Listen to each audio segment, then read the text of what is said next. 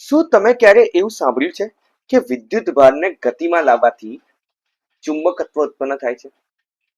તો હા, ક્યાં તમે પ્રેક્ટિકલી જોયું છે? તો હું એક એક્ઝામ્પલ આપી રહ્યો છું અહીંયા આગળ. ઇલેક્ટ્રિક બેલ શું કરી રહ્યા છે? તો આપણે એક સ્વિચ પાડીએ છીએ, એટલે કે પ્રવાહ પસાર કરીએ છીએ. પ્રવાહ પસાર થવાથી જે વસ્તુને આપણે એમાં જોડેલી છે એ એક ચુંબક બને છે અને એનો હથોડો જે છે એ એની પર અથડાય છે, કન્ટિન્યુઅસલી અથડાય છે, બેક જાય છે, અથડાય છે, બેક જાય છે, એટલે તમને બેલ સંભળાય છે. તો આ શેના રીઝનના લીધે છે?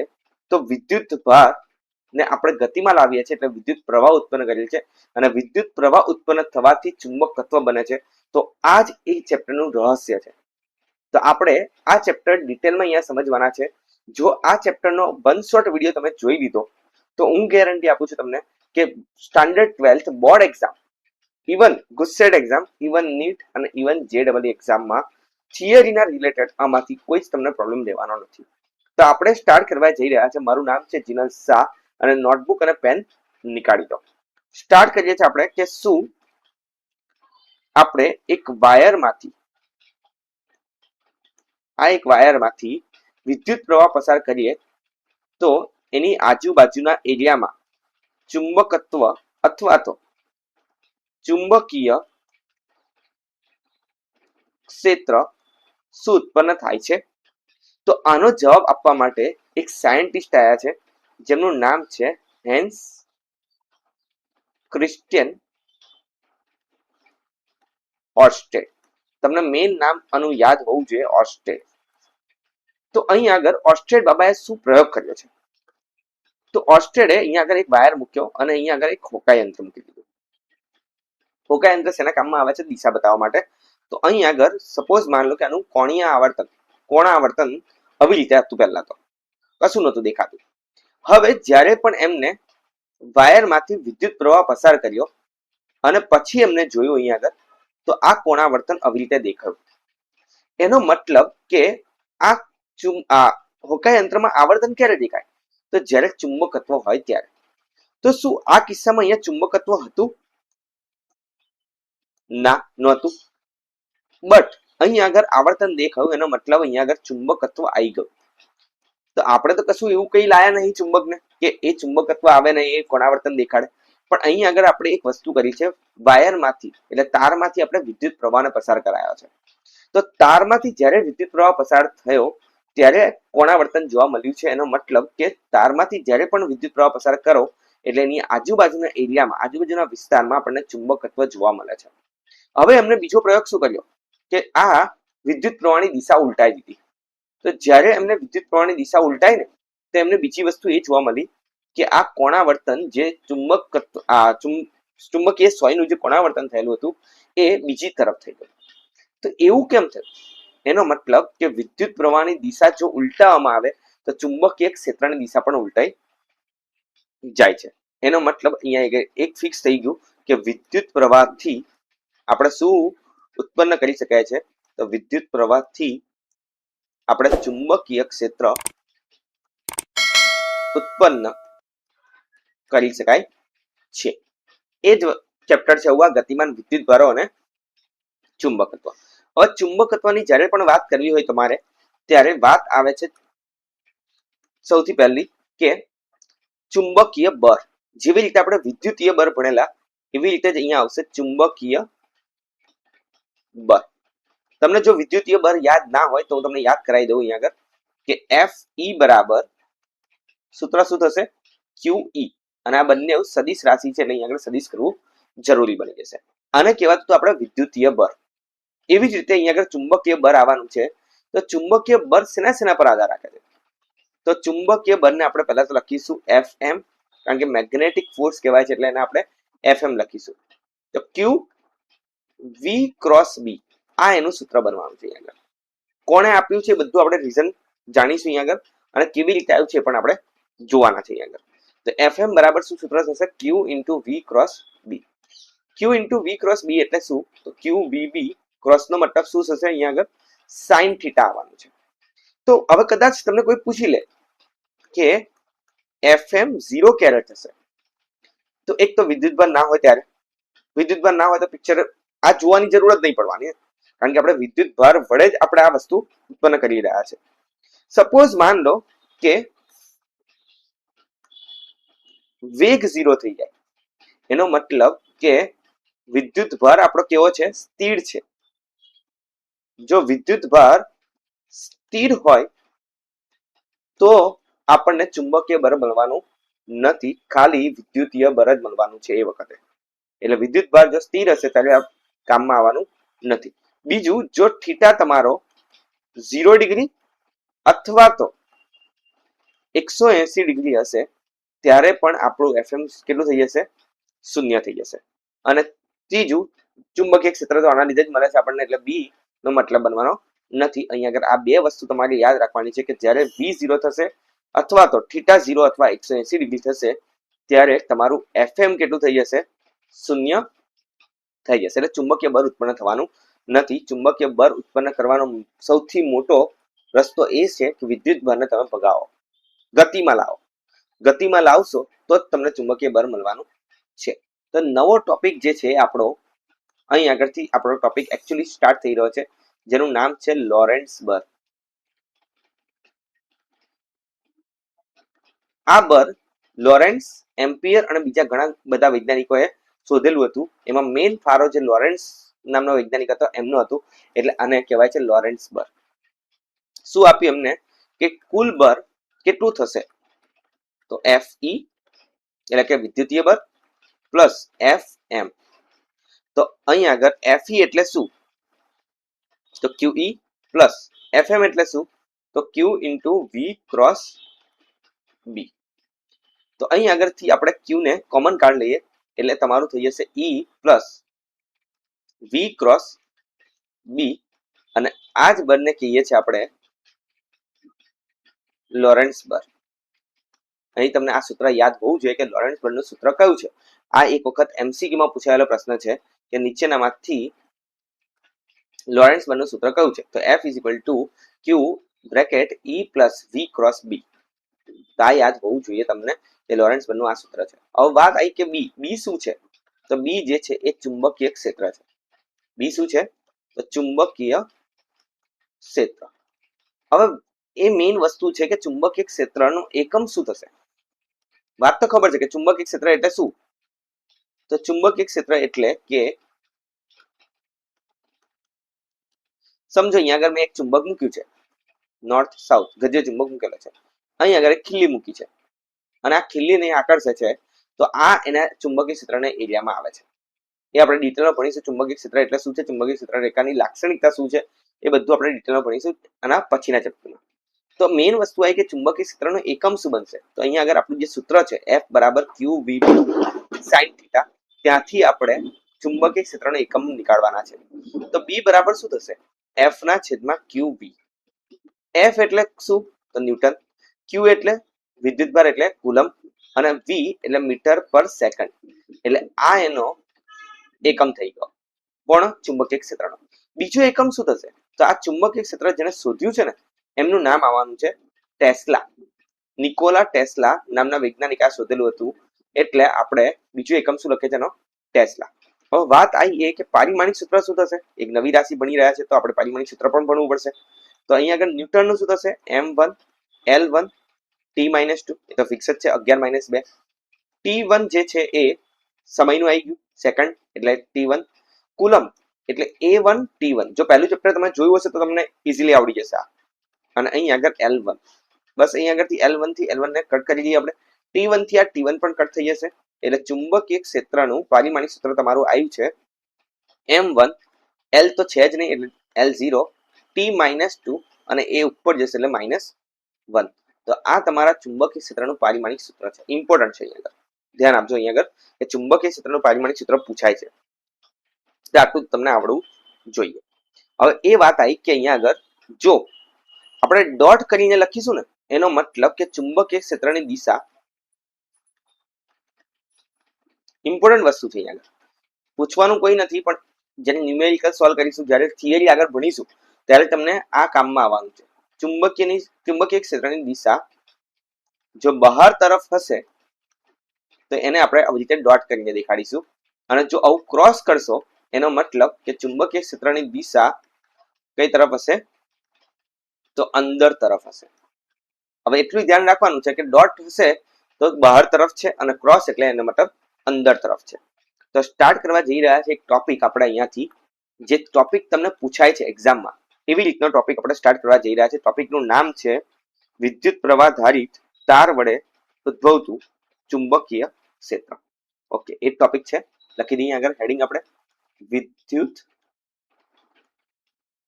પ્રવાહ ધારિત તાર વડે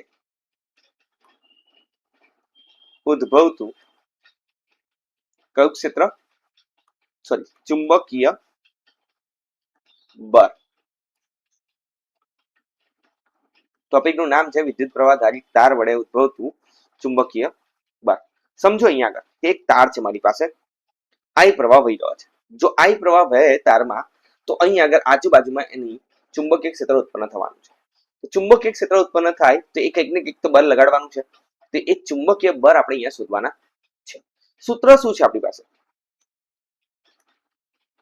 F બરાબર ક્યુ વી બી સાઇન થીટા. ક્લિયર આટલી વસ્તુ? ઓકે. હવે ક્યુ બરાબર સૂત્ર શું છે આપણી પાસે? અહીંયા આગળ લખીએ આપણે, ક્યુ બરાબર સૂત્ર n ગુણ્યા ઈ. Okay sir. હવે કેપિટલ એન કેવી રીતે લઈને આવી શકીએ આપણે? તો સ્મોલ એન બરાબર કેપિટલ એન ના છેદમાં વી છે, આપેલ અણુની સંખ્યા છેદમાં કદ. તો કેપિટલ એન બરાબર શું થઈ જશે? Small n into V. અહીં લખીએ આપણે, તો ક્યુ બરાબર small n into V into e. Okay. તો ક્યુ બરાબર શું થશે? વી એટલે શું? ક્ષેત્રફળ ગુણ્યા લંબાઈ ગુણ્યા ઈ. તો અહીં આગળ આપણે ક્યુ બરાબર આ લખતા એફ બરાબર આપણને સૂત્ર મળે છે N A V L E. ચલો સિસ્ટમેટિક લખીએ છીએ આપણે ફરી વાર. શું છે ક્યુ બરાબર? N A L E V B sine theta. હવે આને થોડું ઘણું અરેન્જ કરીએ છીએ આપણે. તો N A V into E L B sine theta. જો આનું આગળનું ચેપ્ટર તમે બરાબર જોયું હશે તો એન એ વી એ શેનું સૂત્ર છે? તો એન એ વી એ આઈ નું સૂત્ર છે. આઈ બરાબર એન એ વી થાય છે. તો I into L into B sine theta. તો આ તમારું ફાઇનલ સૂત્ર થઈ ગયું છે I L B sine theta. But અહીં આગળ જ્યારે સાઇન થીટાને હટાવો હોય તો આઈ એ તો આપણે વિદ્યુત પ્રવાહ માન્યો છે. વિદ્યુત પ્રવાહ એક અદિશ રાશિ માની છે. તો અહીં આગળ ખંડ લંબાઈ લઈશું આપણે, એની દિશા લઈ લઈશું આઈ એલ ક્રોસ બી. તો આ તમારું એક સૂત્ર થઈ ગયું છે. ક્યારે? કે જ્યારે કોઈ વાયરમાં વિદ્યુત પ્રવાહ વહી રહ્યો છે તો કેટલું ચુંબકીય બળ ઉત્પન્ન કરશે, તો એ આ એક સૂત્ર છે. યાદ રાખવાની એક ટ્રીક બતાવી દઉં છું તમને અહીંયા આગળ, કે એફ બરાબર bill sine theta. Bill sign theta. તો અહીં આગળ આ એક સૂત્ર યાદ રાખવાની ટ્રીક છે, બિલ સાઇન થીટા. મેઇન સૂત્ર શું છે? I L cross B. તો અહીં આગળ આ ટોપિક આપણો કમ્પ્લીટ થઈ ગયો છે. નેક્સ્ટ ટોપિક પર જઈએ છીએ આપણે. નેક્સ્ટ ટોપિક શું છે આમાં? તો નેક્સ્ટ ટોપિક નું નામ છે ચુંબકીય ક્ષેત્રમાં ગતિ. હેડિંગ મારીશું આપણે, ચુંબકીય ક્ષેત્રમાં ગતિ. એનો મતલબ કે અહીં આગળ સપોઝ માન લો કે તમારી પાસે ચુંબકીય ક્ષેત્ર છે. હવે જો અહીંયા આગળ કામ આવશે તમને, તમે આગળનો વિડીયો બરાબર જોયો હશે તો તમને કામમાં આવવાનું છે. અહીંયા આગળ ક્રોસ કર્યું એનો મતલબ શું છે? ક્રોસ કરવાનો મતલબ એટલો જ છે કે અહીંયા આગળ ચુંબકીય ક્ષેત્ર કઈ તરફ છે? અંદરની દિશામાં છે, અંદર તરફ છે. ઓકે. અહીં આગળથી સપોઝ માન લો કે એક વિદ્યુતભાર કે ઇલેક્ટ્રોન આવી રહ્યો છે અને હવે સમજો વાતને કે ચુંબકીય ક્ષેત્ર તમારી દિશામાં છે, અહીંથી વિદ્યુતભાર આવી રહ્યો છે. તો ખૂણો કેટલો બની રહ્યો છે? 90 ડિગ્રીનો બની રહ્યો છે. તો જો અહીં આગળ 90 ડિગ્રીનો ખૂણો બને તો આ જે પાથ બનવાનો છે એ વર્તુળાકાર બનવાનો છે. કયો બનવાનો છે તમારો?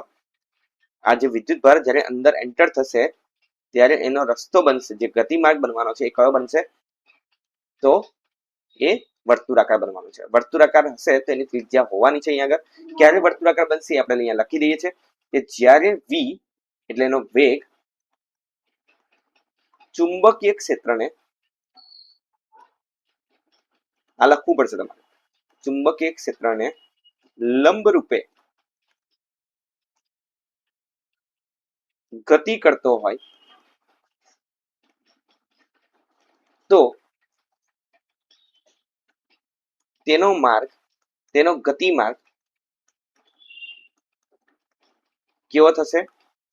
તો એ વર્તુળાકાર થવાનો છે અથવા વર્તુળમય થવાનો છે, વર્તુળમય હશે.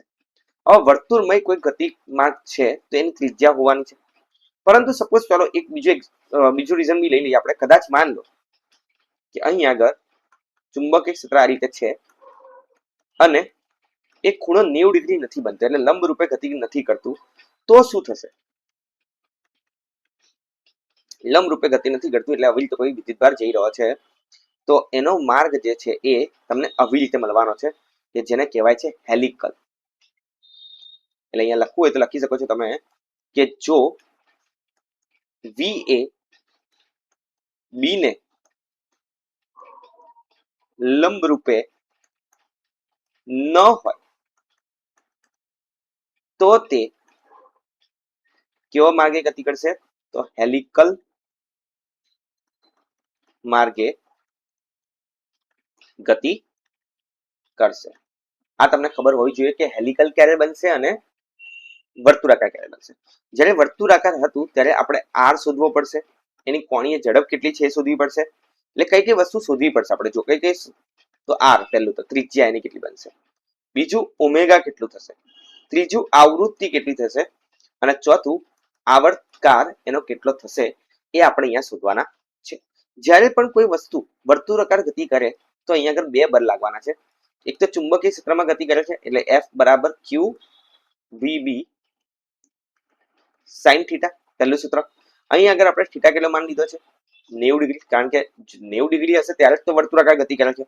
એટલે F બરાબર સૂત્રમાં શું થઈ જશે? QVB, કારણ કે sin 90 એટલે જવાબ કેટલો થશે? 1. તો અહીંયા આગળ લખી દઈએ છીએ આપણે સમીકરણ નંબર 1. બીજું સમીકરણ કેવી રીતે બનશે? તો વર્તુળાકાર જ્યારે પણ ગતિ કરતું હોય એટલે કયું બળ લાગશે? કેન્દ્રગામી બળ. તો કેન્દ્રગામી બળનું સૂત્ર શું છે? FC બરાબર mv² ના છેદમાં r. આ તમારું બીજું સૂત્ર થઈ ગયું. આ સમીકરણ 1 અને સમીકરણ 2 જ્યારે સંતુલિત હશે ત્યારે જ વર્તુળાકાર માર્ગ પર ગતિ કરશે. તો અહીંયા લખીએ આપણે સમીકરણ 1 અને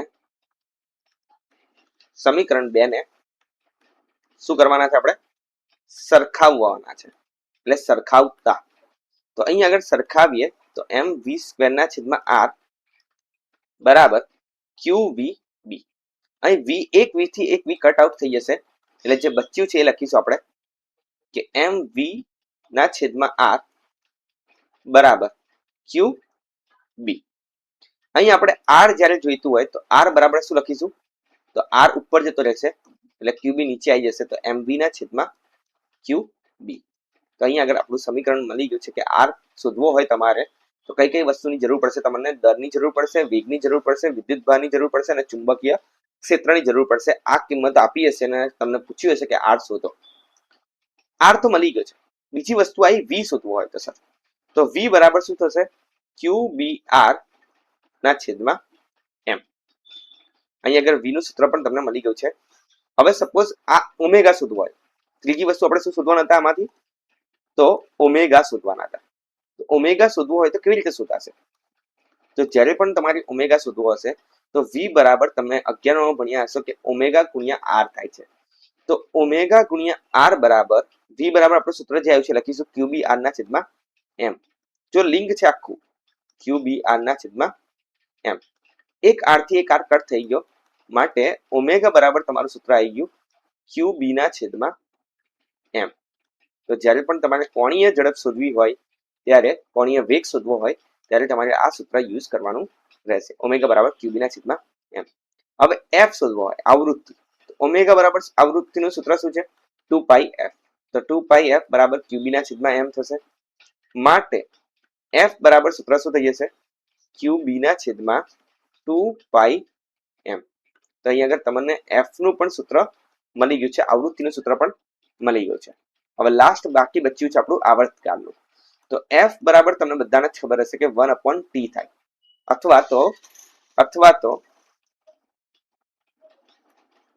ટી બરાબર 1/f, વાઇસ વર્સા છે, સિમ્પલ વસ્તુ છે. તો ટી બરાબર સૂત્ર શું છે? 1/f, એટલે કે આનું ઊંધું કરી દેશો એટલે તમને ટી મળી જવાનું છે, એટલે 2πm/QB.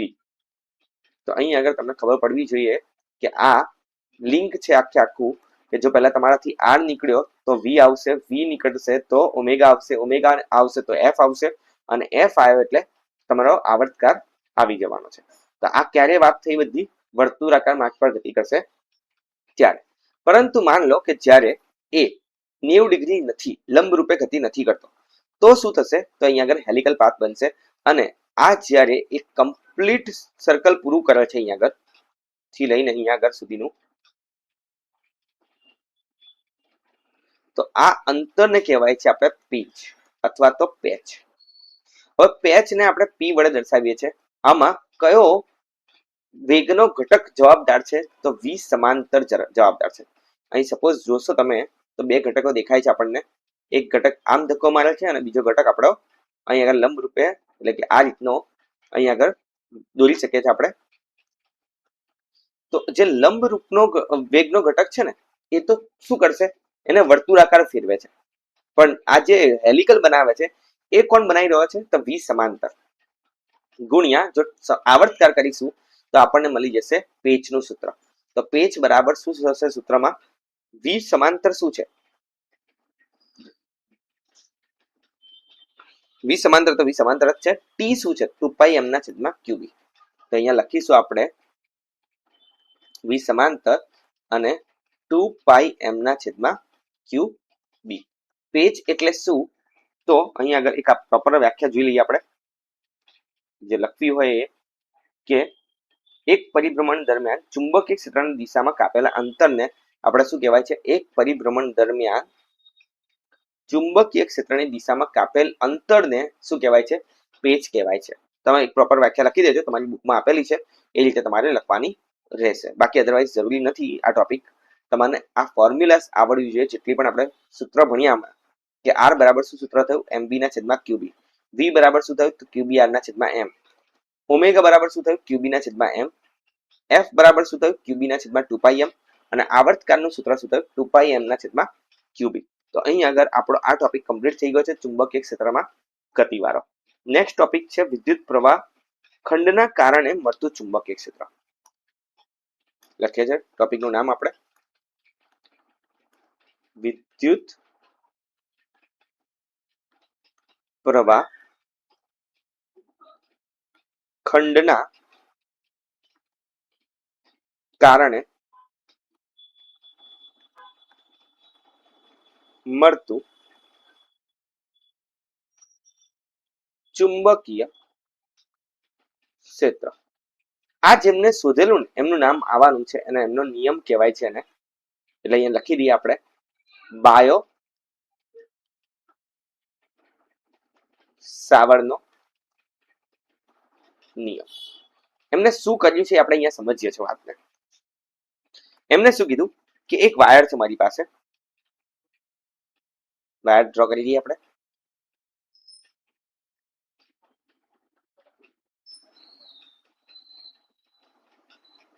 ઓકે, આ એક અનંત લંબાઈનો વાયર છે એવું માની લીધું આપણે. અહીંયાથી આઈ જેટલો વિદ્યુત પ્રવાહ વહી રહ્યો છે. આપણે અહીંયા એક ખંડ માની લીધો આટલો, જે ડીએલ લંબાઈનો છે, અને એના લીધે આ આર અંતરે આપણે ચુંબકીય ક્ષેત્ર શોધવું છે. હવે સૌથી પહેલી વાત આવી એ કે અહીંયા આગળ આર અંતરે પી બિંદુએ, આ બિંદુ લઈ લઈએ આપણે પી, આ પી બિંદુએ મારે ચુંબકીય ક્ષેત્રની દિશા જોઈએ છે. તો એના માટે આપણે જમણા હાથના નિયમનો ઉપયોગ કરવાનો છે.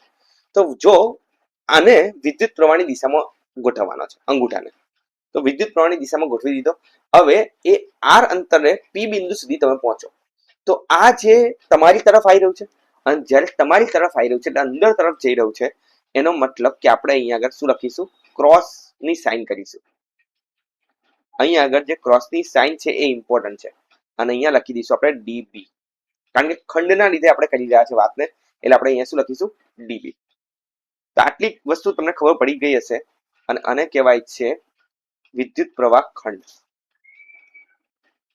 આઈડીએલ જે છે એ વિદ્યુત પ્રવાહ ખંડ છે. અને અહીંયા આગળ આપણે એક ટેન્જન્ટ ડ્રો કરી દઈશું અને આ ખૂણાને માની લઈશું આપણે થીટા. ઓકે, આટલી વસ્તુ તમને ક્લિયર થઈ હશે. હવે બાયો સાવરનો નિયમ શું કહેવા જઈ રહ્યો છે, આપણે પહેલા એ સૂત્ર લખી દઈએ એટલે તમને આઈડિયા આવે કે શું કહેવા માંગી રહ્યો છે. સૂત્ર ડીબી ચલે છે આઈડીએલ ના છેદમાં આર સ્ક્વેર. બસ આના પરથી જ તમારે એનો નિયમ બનાવવાનો છે કે ચુંબકીય ક્ષેત્રનું મૂલ્ય, જો ધ્યાનથી અહીંયા આગળ, ચુંબકીય ક્ષેત્રનું મૂલ્ય શું છે? આ વિદ્યુત પ્રવાહ અને ડીએલ એટલે શું કીધું આપણે? ખંડ લંબાઈ. ખંડ લંબાઈ ના સમપ્રમાણમાં અને અંતરના, નીચે શું છે? અંતર છે. અંતરનું શું કર્યું છે આપણે? તો વર્ગ કર્યું છે. અંતરના વર્ગના વ્યસ્ત પ્રમાણમાં હોય છે. આને કહેવાય છે બાયો સાવરનો નિયમ, જે 2 માર્કમાં પૂછાય છે. ઇમ્પોર્ટન્ટ છે વસ્તુ. જ્યારે પણ ચલે છે હટે એટલે એક અચળ કિંમત આવવાની છે અહીંયા આગળ, જે અચળ કિંમત આવી રહી છે μ0 ના છેદમાં 4π. શું છે સમજાવું છું? μ0 આઈડીએલ ના છેદમાં આર સ્ક્વેર. તો ડીબી બરાબર તમને મળી ગયું છે અહીંયા આગળ μ0 આઈડીએલ છેદમાં 4π આર સ્ક્વેર. હવે આ જે ચુંબકીય ક્ષેત્ર જે છે એ તમારું સદિશ ઘટક છે. તો એને કેવી રીતે લખાશે? તો ડીબી સદિશ લખશો અહીંયા આગળ μ0 ના છેદમાં 4π આઈ ડીએલ ક્રોસ. આપણે અહીંયા આગળ એક આર એકમ સદિશ લેવાના છે અને નીચે આવશે આર સ્ક્વેર. કારણ કે જ્યારે પણ સદિશ લખવું હોય ત્યારે અહીંયા આગળ એકમ સદિશ લેવો પડે છે. તો ડીએલ ક્રોસ આર એકમ સદિશ અહીંયા લઈ લીધો છે આપણે. તો અહીંયા આગળ એકમ સદિશ આર નો મતલબ શું છે? તો ડીબી સદિશ બરાબર μ0 ના છેદમાં 4π આઈડીએલ આર સાઇન થીટા ના છેદમાં આર ક્યુબ. તો અહીં આગળ એકમ સદિશનો મતલબ એ છે કે સદિશ છેદમાં એનું મૂલ્ય, પણ આપણે જોડે જોડે સાઇન થીટા પણ લખી દીધું છે એટલે અહીંયા આગળ મૂલ્ય જ આવવાનું છે. એટલે આર થી એક આર કટ થઈ જશે એટલે તમારું અહીંયા સૂત્ર થઈ જશે ડીબી બરાબર μ0 ના છેદમાં 4π આઈડીએલ સાઇન થીટા ના છેદમાં આર સ્ક્વેર. તો આ તમને ખબર હોવી જોઈએ કે ડીબી બરાબર સૂત્ર ફાઇનલ શું થશે? μ0 ના છેદમાં 4π આઈડીએલ સાઇન થીટા ના છેદમાં આર સ્ક્વેર. તો અહીં આગળ જે વસ્તુ છે કે μ0 શું છે? તો જેવી રીતે ત્યાં આગળ એપ્સિલોન 0 આવતું હતું એવી જ રીતે અહીંયા આગળ શું આવી રહ્યું છે? μ0 આવી રહ્યો છે. તો μ0 શું છે? તો શૂન્યાવકાશમાં પરમિટિવિટી. હવે આનું મૂલ્ય કેટલું થાય? તો 4π × 10⁻⁷. હવે વાત એ આવી કે μ0 નો એકમ શું થાય? તો જો શોધતા શીખવાડું છું, ડાયરેક્ટ બે આવડવું જ જોઈએ તમને. μ0 અહીંયા આગળથી કરતા બનાવીએ આપણે. તો જે જેના એકમો છે એ લખીશું આપણે. ડીબી છે એક, તો આર સ્ક્વેર ઉપર જતું રહેશે, આઈ અને ડીએલ નીચે જતું રહેશે. સાઇન થીટાનો કોઈ એકમ ના હોય, 4π નો કોઈ એકમ ના હોય તો લખવાની જરૂર નથી. આનું ટેસ્લા થશે, ચુંબકીય ક્ષેત્ર છે એટલે ટેસ્લા. આર સ્ક્વેર એટલે મીટર સ્ક્વેર થશે. વિદ્યુત પ્રવાહ એટલે એમ્પિયર અને અંતર એટલે મીટર. 1 મીટર થી 1 મીટર કેન્સલ થઈ ગયું એટલે એનો એકમ આવી ગયો ટેસ્લા મીટર પર એમ્પિયર. તમારે મને આ જે બન્યું છે એકમ એનું પારિમાણિક સૂત્ર શું બને છે એ તમારે મને કોમેન્ટમાં જણાવવાનું છે. આ બાકી રાખું છું તમારા માટે કે ટેસ્લા મીટર પર એમ્પિયર જ્યારે હશે, ટેસ્લાનું તો આપણે હમણાં શોધી લીધું છે આગળમાં કે ચુંબકીય ક્ષેત્રનું પારિમાણિક સૂત્ર શું થાય. મીટરનું ખબર છે તમને, એમ્પિયરનું ખબર જ છે, કારણ કે મીટર એ બી એક મૂળભૂત રાશિ છે, એમ્પિયર એ બી એક મૂળભૂત રાશિ છે. એમ્પિયર એટલે કોણ? તો વિદ્યુત પ્રવાહ. વિદ્યુત પ્રવાહ પણ એક મૂળભૂત રાશિ છે. તો અહીંયા આગળ ખાલી ટેસ્લાનું તમને ખબર હોય તો તમારું અહીંયા કામ બની જવાનું છે. તો અહીંયા આગળ આપણો બાયો સાવરનો નિયમ કમ્પ્લીટ થઈ રહ્યો છે. હવે આપણે નવો ટોપિક ભણવા જઈ રહ્યા છે, જે મોસ્ટ ઇમ્પોર્ટન્ટ ટોપિક છે, અને જે છે એ વિદ્યુત પ્રવાહ ધારિત વર્તુળાકાર પ્રવાહ ગાળાની અક્ષ પર ચુંબકીય ક્ષેત્ર. શું છે ટોપિકનું નામ? આપણા વિદ્યુત પ્રવાહ ધારિત વર્તુળાકાર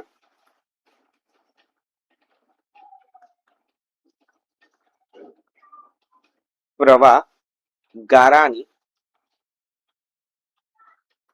અક્ષ પર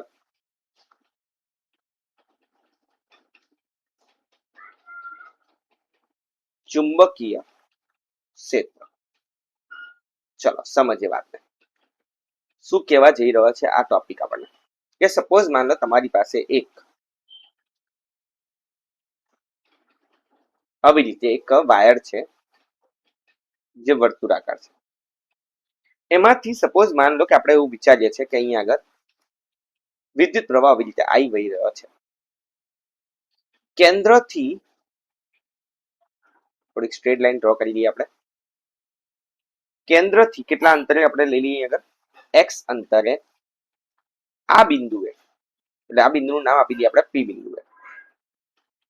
અહીં આગળ આપણે એક ખંડ માની લઈએ અને અહીંયા આગળ એની દિશા માની લઈએ dl, કારણ કે dl ક્રોસ b છે ને, તો અહીં આગળ dl ની દિશા આપણે માની લઈએ છીએ. અને ત્રિજ્યા આપણે માની લીધી r છે, અને આ અહીંથી r અંતરે, સ્મોલ r અંતરે આપણે ચુંબકીય ક્ષેત્ર શોધ્યું છે.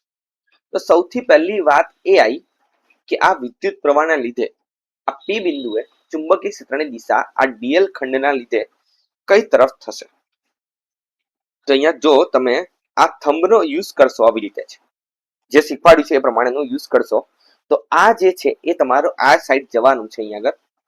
એટલે આ જગ્યાએ db ની દિશા જે થવાની છે એ તમારી આ થવાની છે. એ તમારે પ્રેક્ટિકલી જોવું પડશે તમારે એકવાર, તો તમને આઈડિયા આવી જશે. અહીં આપણે આ ખૂણો માની લઈએ છીએ થીટા છે. આ તો 90 ડિગ્રી દેખાઈ જ રહ્યો છે તમને. જો આ થીટા હોય તો આ કેટલો થશે? 90 માઇનસ થીટા થશે. એટલે અહીંયા આગળ સમજવા જશો તમે કદાચ તો એક મિનિટ, અહીં આગળ જો તમે સમજવા જશો તો આ જે ખૂણો છે તમારો એ થીટા થવાનો છે. કેવી રીતે તમને સમજાવી દઉં છું. અહીં આગળ આ કેટલો થશે તમારો?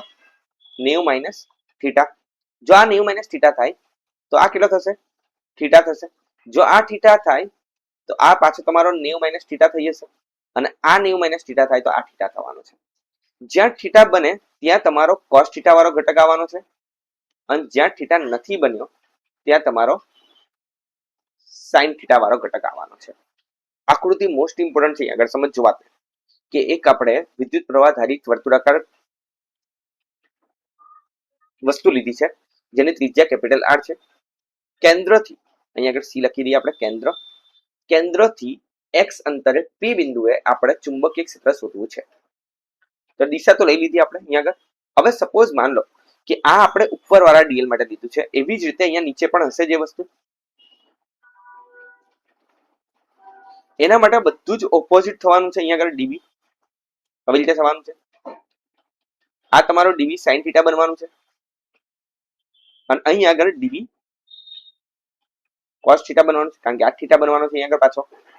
તો એનો મતલબ શું થયો કે db sin થીટા વાળા કમ્પોનન્ટ શું થઈ જવાના છે?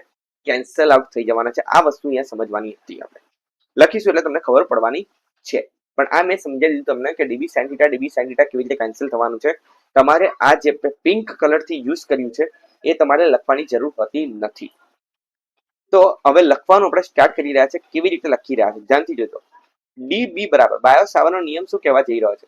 તો db બરાબર μ0/4 idl sin થીટા ના છેદમાં r સ્ક્વેર. આ થીટા જે અહીંયા યુઝ કરી રહ્યા છે એ dl અને r વચ્ચેનો છે. તો dl અને r વચ્ચેનો જે થીટા છે ને એ 90 ડિગ્રી છે. શું લખીશું અહીંયા આગળ આપણે? લખી દઈએ કે ડીએલ એટલે ખંડ લંબાઈ અને આર વચ્ચેનો ખૂણો કેટલો છે 90 ડિગ્રી હોવાથી આપણે લખી શકીએ છીએ કે ડીબી બરાબર મ્યુ 0 ના છેદમાં 4 પાઈ આઈડીએલ ના છેદમાં આર સ્ક્વેર. હવે વાત એ આવી કે કયા ઘટકો રહેશે અને કયા ઘટકો કેન્સલ આઉટ થશે. તો એ લખવું હોય તો લખી દો કે ડીબી સાઇન થીટા ના ઘટકો એકબીજાની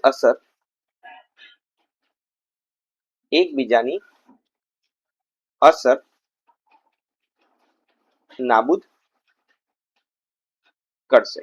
એટલે કયા ઘટકો રહેશે? ખાલી ડીબી કોસ થીટા ઘટકો રહેશે. આપણે પાછળના પેજમાં નવા પેજમાં આપણે આ વસ્તુ લખીએ એટલે તમને આઈડિયા આવે. તો અહીંયા આગળ જે ઘટકો રહી રહ્યા છે ડીબી એક્સ બરાબર લખી દઈએ આપણે ડીબી કોસ થીટા. ડીબી તો આપણને ખબર છે, ખાલી કોસ થીટા જો મળી જાય ડીબી લખી દઈએ આપણે પાછું મ્યુ 0 ના છેદમાં 4 પાઈ આઈડીએલ ના છેદમાં આર સ્ક્વેર. હવે કોસ થીટા બરાબર શું થશે? તો ધ્યાનથી જોજો અહીંયા આગળ કોસ થીટા બરાબર શું થશે. આ થીટા છે અહીં આગળ આર છે, અહીં એક્સ છે અને અહીં આગળ સ્મોલ આર છે. તો આના માટે જો કોસ થીટા લખવું હોય તો કોસ થીટા બરાબર શું સૂત્ર છે? પાસેની બાજુ છેદમાં કર્ણ. પાસેની બાજુ કેટલી છે? કેપિટલ આર છે. કર્ણ કેટલો છે? સ્મોલ આર છે. બસ તો આ જ વસ્તુ અહીંયા લખવાની છે આપણે.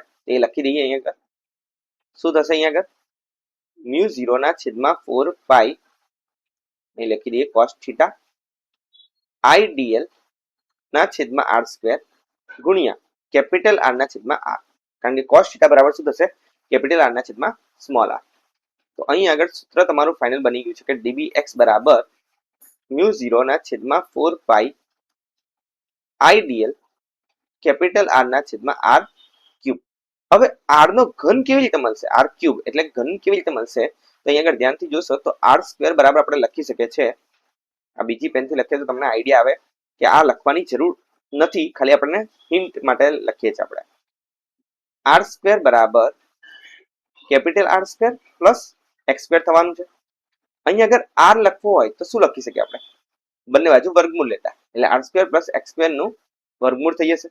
મારે તો આર ક્યુબ જોઈએ છે તો બંને બાજુ ઘન કરતા R square plus x square નો ઘન, અને અહીંયા આગળ વર્ગમૂળ તો હતું જ ઓલરેડી, એટલે આ તમારું થઈ જશે. અહીંયા આગળ આ કિંમત મૂકી દેતા, તો મૂકીએ છીએ આપણે આ કિંમત, તો આપણને શું મળે છે એ લખીએ છીએ અહીંયા આગળ કે ડીબી એક્સ બરાબર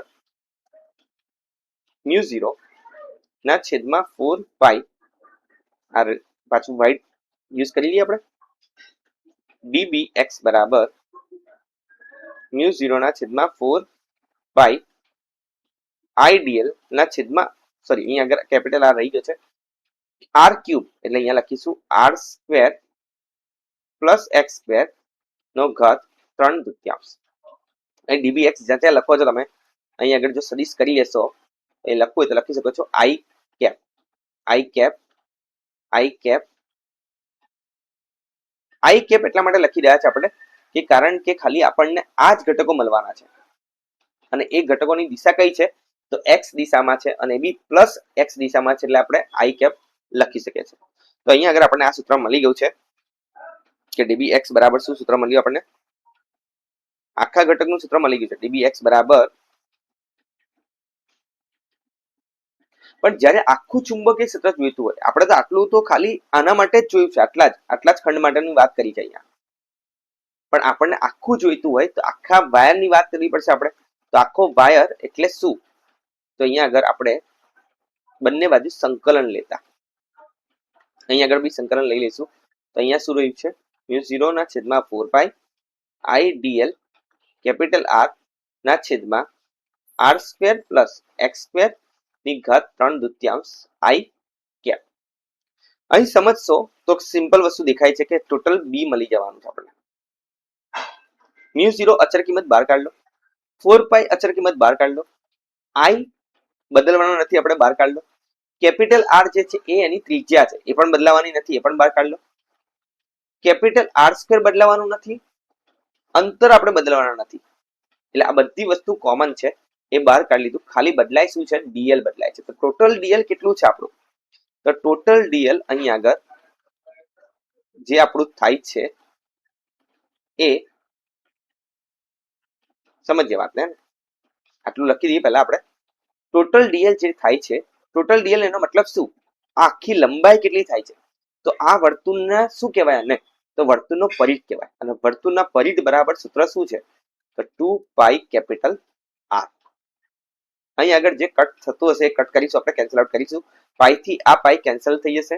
અહીં આગળ 2 દુના 4 થઈ જશે, એટલે કે બી એક્સ બરાબર તમને ફાઇનલ સૂત્ર મળ્યું છે મ્યુ 0 ના છેદમાં, સોરી 2 રહેશે અહીં આગળ, 2 આઈ આર સ્ક્વેર ના છેદમાં r square plus x square ની ઘાત 3/2. અને અહીં આગળ જ્યારે સદિશ લખીશું આપણે, જો બધામાં સદિશ લખવાનું છે, અહીં આગળ આઈ કેપ લખી દેવાનો જોડે બાજુમાં, આઈ કેપ, આઈ કેપ. હવે જો સપોઝ માન લો કે નંબર ઓફ ટર્ન્સ n હોય, એટલે કે આંટાઓની સંખ્યા, આપણે તો એક જ આંટાની વાત કરીએ અહીં આગળ, પણ માન લો કે અહીંયા આગળ આંટાઓની સંખ્યા n હોય, તો બી એક્સ બરાબર શું થઈ જશે?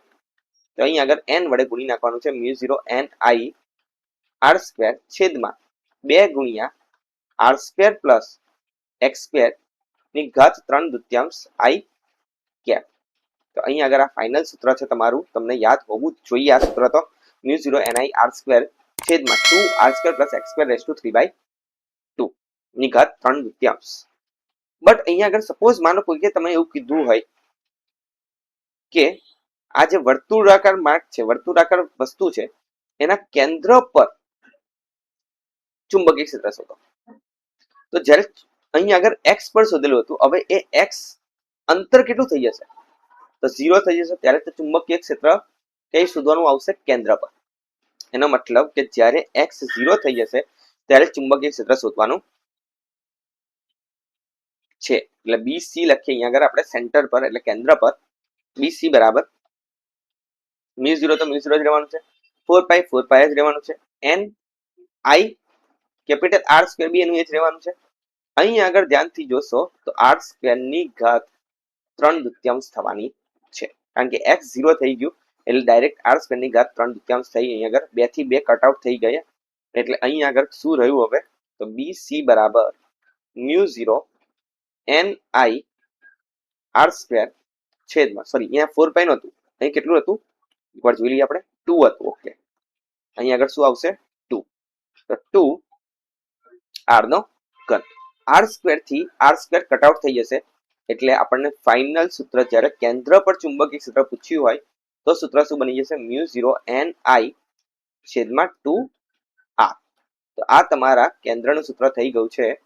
જ્યાં આપણને પૂછ્યું હોય કે એક વર્તુળાકાર આપણી પાસે કોઈ વસ્તુ છે, વર્તુળાકાર પ્રવાહ ધરાવતી કોઈ વસ્તુ છે, એની અક્ષ પર તો ચુંબકીય ક્ષેત્ર પૂછે તો તમારે આ લખવાનું રહેશે, અને કેન્દ્ર પર કોઈ પૂછે તો તમારું આ સૂત્ર બનવાનું છે. તો 2 સૂત્ર અહીંયા બન્યા છે. તમારો આ બહુ મોસ્ટ ઇમ્પોર્ટન્ટ ટોપિક છે, જે 3 માર્કમાં પૂછાઈ શકે છે.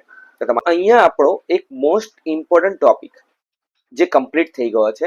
હવે આપણે એક બીજો ટોપિક કરવા જઈ રહ્યા છે, જેનું નામ છે એમ્પિયરનો સર્કિટલ નિયમ. તો અહીંયા લખીશું, આપણે હેડિંગ મારીશું પહેલા તો એમ્પિયરનો સર્કિટલ નિયમ. સૌથી પહેલા વાત એ કે આ નિયમ આવ્યો કેમ અને આ નિયમ છે શું? તો આ નિયમ જે આવ્યો છે એ બાયો સાવર્ટનો નિયમ જે હતો આપણો, સાવર્ટના નિયમને વધુ સારી રીતે અને તેને સચોટ દર્શાવવાની, સચોટ રીતે દર્શાવવાની બીજી રીત છે. તો બાયો સાવર્ટના નિયમને જો વધુ સારી રીતે સમજવો હોય અને સચોટ રીતે સમજવો હોય તો એને આ નિયમ પ્રમાણે આપણે સમજી શકીએ છીએ. તો આ નિયમ આપણે શું લેવાના છે? તો એક તો સીમા ધરાવતી ખુલ્લી સપાટીને આપણે ધ્યાનમાં લેવાની છે. તો સર સીમા ધરાવતી ખુલ્લી સપાટીનો મતલબ શું? કે આ એક સપાટી છે, સોરી આ એક સીમા છે અને એની આ સપાટી છે. તો અહીં આગળ આપણે એક એવી વસ્તુ દોરી દઈએ છે કે આ એક વસ્તુ છે, તો આ જે છે એની સપાટી છે અને આ જે છે એને કહેવાય સીમા. એમાંથી સપોઝ માન લો કે આ વિદ્યુત પ્રવાહ પસાર થઈ રહ્યો છે. તો હવે આપણે બી શોધવો હોય તો કેવી રીતે શોધી શકીએ છીએ? એના માટે આ નિયમ આવે છે. તો અહીંયા આગળ આપણે એમાંથી શું પસાર થઈ રહ્યું છે? તો પ્રવાહ પસાર થઈ રહ્યો છે. પહેલી વસ્તુ, આ સપાટીમાંથી શું પસાર થવું જોઈએ? પ્રવાહ પસાર થવું જોઈએ. ડીએલ આપણે એક ખંડ લંબાઈને ધ્યાનમાં લઈએ છીએ. નાના નાની વાતો કરીશું પછી આપણે સરવાળો કરી દઈશું એટલે આપણને આખું મળી જશે. અને આમાં ચુંબકીય ક્ષેત્રનો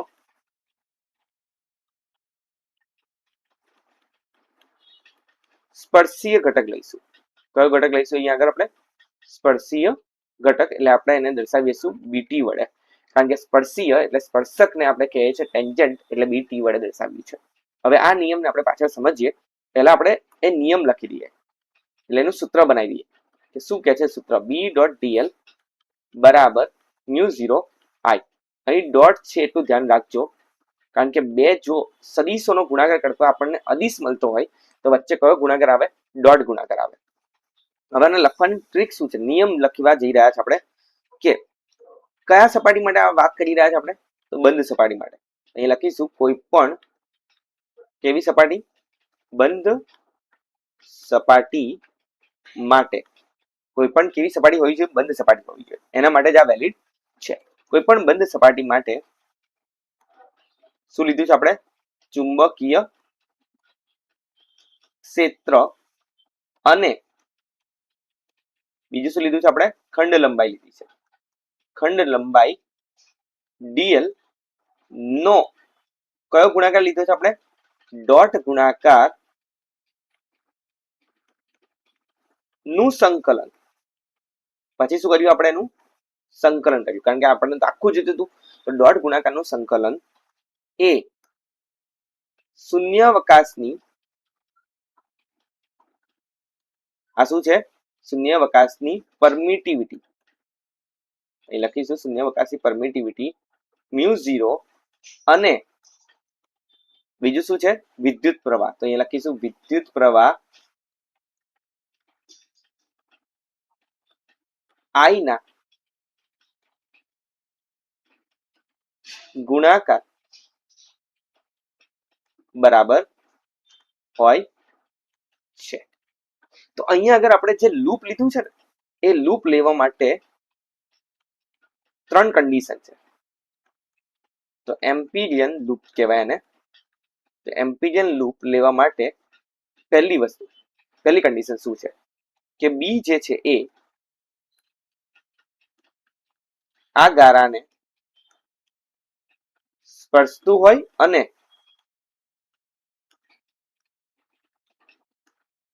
બી અશૂન્ય અચર હોય. બીજી કન્ડિશન શું કહેવા માંગે છે? તો બી આ ગારાને લંબ રૂપે હોય. અને ત્રીજી કન્ડિશન શું કહેવા માંગે છે? તો બી નાબૂદ થતું હોય. એવી રીતે આપણે એમ્પિરિયન લૂપ લેવાનું હોય છે. તો અહીં આગળ આ 3 કન્ડિશન તમને યાદ હોવી જોઈએ. હવે એક સપોઝ માન લો કે આપણે કોઈ એક એલ લંબાઈનો પેજ લઈ લઈએ આપણે નવા. ઓકે, સપોઝ માન લો કે આપણે કોઈ એક વસ્તુ લીધી જે એલ લંબાઈની છે અને આપણે એવું માન લીધું છે કે એનો થીટા 0 ડિગ્રી છે. કોની કોની વચ્ચેનો? તો બી અને ખંડ લંબાઈ વચ્ચેનો થીટા આપણે કેટલો માની લીધો? 0 ડિગ્રી. એટલે બી ગુણ્યા એલ કરીશું તો એ કેટલું મળશે આપણને? μ0 I. હવે સપોઝ માન લો કે આપણે એલ લંબાઈની કોઈ વસ્તુને વાળી દીધી, એટલે વર્તુળાકાર વસ્તુ બનાવી દીધી આપણે. સમજાવજો, વર્તુળાકાર વસ્તુ બનાવી દીધી આપણે. આવી રીતે આપણે બનાવી દીધી છે. તો વર્તુળના આ વસ્તુને શું કહેવાય છે? આપણે પરિઘ કહેવાય. તો એની લંબાઈ કેટલી થઈ જશે? 2πr જેટલી. એટલે અહીંયા આગળ આપણે સમીકરણ બનાવી શકીએ છીએ b ઇન્ટુ 2πr બરાબર મ્યુ 0 i માટે b બરાબર સૂત્ર શું થઈ જશે તમારું મ્યુ 0 i ના છેદમાં 2πr મોસ્ટ ઇમ્પોર્ટન્ટ સૂત્ર છે શેના માટે તો વાયર માટે સપોઝ માન લો કોઈ તમારી પાસે એક તાર છે તો તારમાં આ જે વસ્તુ હશે એને આપણે શું કહેવાના છે વર્તુળ જ હશે આ શેપ એનો તો આ વર્તુળ માટે બી બરાબર સૂત્ર શું થઈ જશે ચુંબકીય ક્ષેત્ર જ્યારે પણ તમારે તાર માટે શોધવું હોય તો સૂત્ર શું થશે મ્યુ 0 i ના છેદમાં 2πr કોઈ પણ બિંદુ હવે શોધવું હોય તમારે આ જગ્યા પર તો આ આર તમને ખબર હોવી જોઈએ તમારું કામ થઈ જશે b is equal two mu 0 i ના છેદમાં 2πr હવે બીજી વસ્તુ કે અનંત લંબાઈનો જો તાર લીધો હોય આપણે જે આપણે ગોસનો નિયમ ત્યાં ઉપયોગ કરેલો ને એવી રીતે જ અહીંયા આગળ કે અનંત લંબાઈનો તાર માટે તો પહેલું જે છે એ આપણે લખવા જઈ રહ્યા છે કે આર ત્રિજ્યા ના વર્તુળના દરેક બિંદુએ બી કેવું હશે એક સરખું હશે એટલે સમાન હોય છે સમજાવું છું કેવી રીતે અનંત લંબાઈનો તાર લીધો આપણે સપોઝ માન લો અહીંથી આર અંતર લો અહીંથી આર અંતર લો તો અહીં આગળ બધી જગ્યાએ તમને ચુંબકીય ક્ષેત્ર કેવું મળવાનું છે સરખું મળવાનું એવી રીતે અહીંથી આ લીધો અહીંથી આ લીધો અહીંયા પણ તમને બધી જગ્યાએ કેવું મળવાનું છે સરખું મળવાનું છે એટલે આ કેવું થયું તો નળાકારીય સમતલ્ય છે તો પહેલો પોઈન્ટ શું લખીશું આપણે આર ત્રિજ્યાના દરેક બિંદુએ બી કેવું હશે સમાન હશે અને બીજું કે નળાકારીય કેવું હશે એ સમમિતિ એટલે કે નળાકારીય સમતલ્ય ધરાવે છે સમમિતિ લખો તો સમમિતિ લખજો તમારી મરજી છે બીજો પોઈન્ટ શું કહેવા જઈ રહ્યો છે આપણો બીજો પોઈન્ટ કે વર્તુળના દરેક બિંદુએ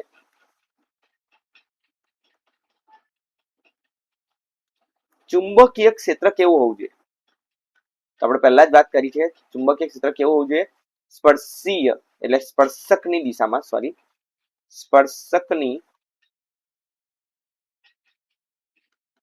દિશામાં હોય છે અહીં આગળ જે આપણે પ્લસ માઇનસ વાળી વાતો કરેલી એ અહીંયા નહીં આવવાની છે કે પ્લસ થી ચાલુ થઈને માઇનસમાં અંત પામે છે એવું નથી થવાનું ધન થી ચાલુ થઈને ઋણમાં અંત પામે છે એવું અહીંયા થવાનું નથી દરેક બિંદુએ ચુંબકીય ક્ષેત્ર સમાન હોવાનું છે ત્રીજો પોઈન્ટ આપણે જોવા જઈ રહ્યા છે અહીંયા આગળ કે તાર જો અનંત લંબાઈનો છે તાર અનંત લંબાઈનો હોવા છતાં અનંત લંબાઈનો હોવા છતાં ખૂબ નૈવત અંતરે એટલે કે ખૂબ જ પાસે આવી ગયા આપણે માન લો ખૂબ અત્યંત અથવા ખૂબ નજીક અંતરે બી અનંત નથી થતું બી અનંત નથી હોતું જે લખવું તમારે લખી શકો છો પણ તારની જો ખૂબ નજીક આવીએ તેમ ખૂબ ઝડપથી બી વધે છે કેવી રીતે સર તો બી બરાબર સૂત્ર શું આવ્યું આપણું મ્યુ 0 i ના છેદમાં 2πr એટલે અહીંયા લખી શકો છો કે ચુંબકીય ક્ષેત્ર તાર માટે i ના એટલે વિદ્યુત પ્રવાહના કેવું હોય છે સમપ્રમાણમાં હોય છે અને અંતરના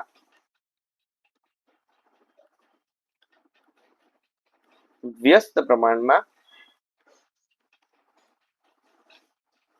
હોય છે ચોથો પોઈન્ટ એવું કહેવા જઈ રહ્યો છે કે ચુંબકીય ક્ષેત્રની દિશા એટલે બી ની દિશા આપણે કેવી રીતે શોધીશું તો જમણા હાથના અંગૂઠાના નિયમ પ્રમાણે કે તારમાં સપોઝ માન લો કે આ રીતે વિદ્યુત પ્રવાહ જઈ રહ્યો છે ઉપર તરફ તો અહીં આગળ તમારે જમણા હાથના અંગૂઠાને એ પ્રવાહની દિશામાં ગોઠવી દો અને આંગળીઓને વારો તો એ તમને બી ની દિશા આપશે એટલે અહીંયા લખી દો કે જમણા હાથના અંગૂઠાના નિયમ પરથી આપણે બી ની દિશા શોધી શકીએ છે. તો અહીંયા આગળ આપણને આ 4 પોઈન્ટ તમને ખબર હોવી જોઈએ. એમ્પિયર સર્કિટનો નિયમ તમને ખબર હોવી જોઈએ, કેવી રીતે આવ્યો એ ખબર હોવી જોઈએ, અને એ શું છે એ ખબર હોવી જોઈએ. તો બાયો સાવર્ટના નિયમને વધુ સારી રીતે અને સચોટ રીતે દર્શાવવાની એક બીજી રીત છે. તો અહીંયા આગળ આપણો એમ્પિયર સર્કિટનો નિયમ કમ્પ્લીટ થઈ ગયો છે. નવો ટોપિક જોવા જઈ રહ્યા છે જેનું નામ છે સોલેનોઇડ. હેડિંગ મારીશું આપણે સોલેનોઇડ. સૌથી પહેલી વાત આવી કે સોલેનોઇડ છે શું. તો સમજીએ વાતને કે સપોઝ માન લો કે આપણે એક અવાહક પડ લઈ લીધું છે યાર, અને એની ઉપર આપણે ખૂબ પાસે એક વાયરને વીંટાળી દીધો છે આવી રીતે. તો આને કહેવાય છે સોલેનોઇડ. આ પ્રકારની જે રચના બની છે એને શું કહેવાય છે? સોલેનોઇડ. તો વ્યાખ્યા કેવી રીતે લખીશું આપણે ધ્યાનથી જુઓ. એક લાંબા તારને ખૂબ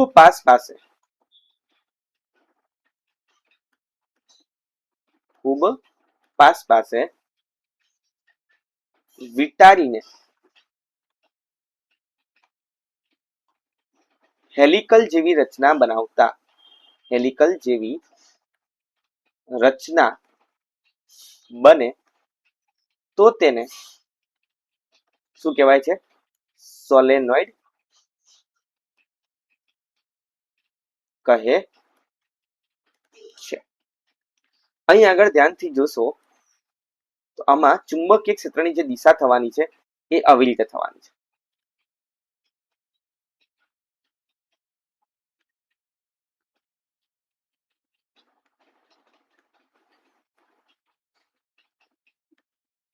ઓકે, આવી રીતે થવાની છે. તો આનો ખાલી આપણે ઉપરનો ભાગ લઈ રહ્યા છે, આપણે એને આકૃતિ પ્રમાણે દર્શાવી રહ્યા છે. આપણે આકૃતિ સમજી લેજો તો મજા આવી જશે તમને.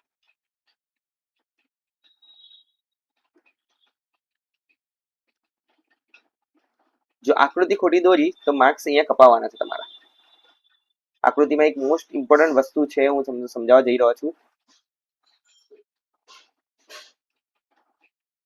ઓકે, અહીં આગળ આપણે ચુંબકીય ક્ષેત્રની દિશા દર્શાવી દઈએ.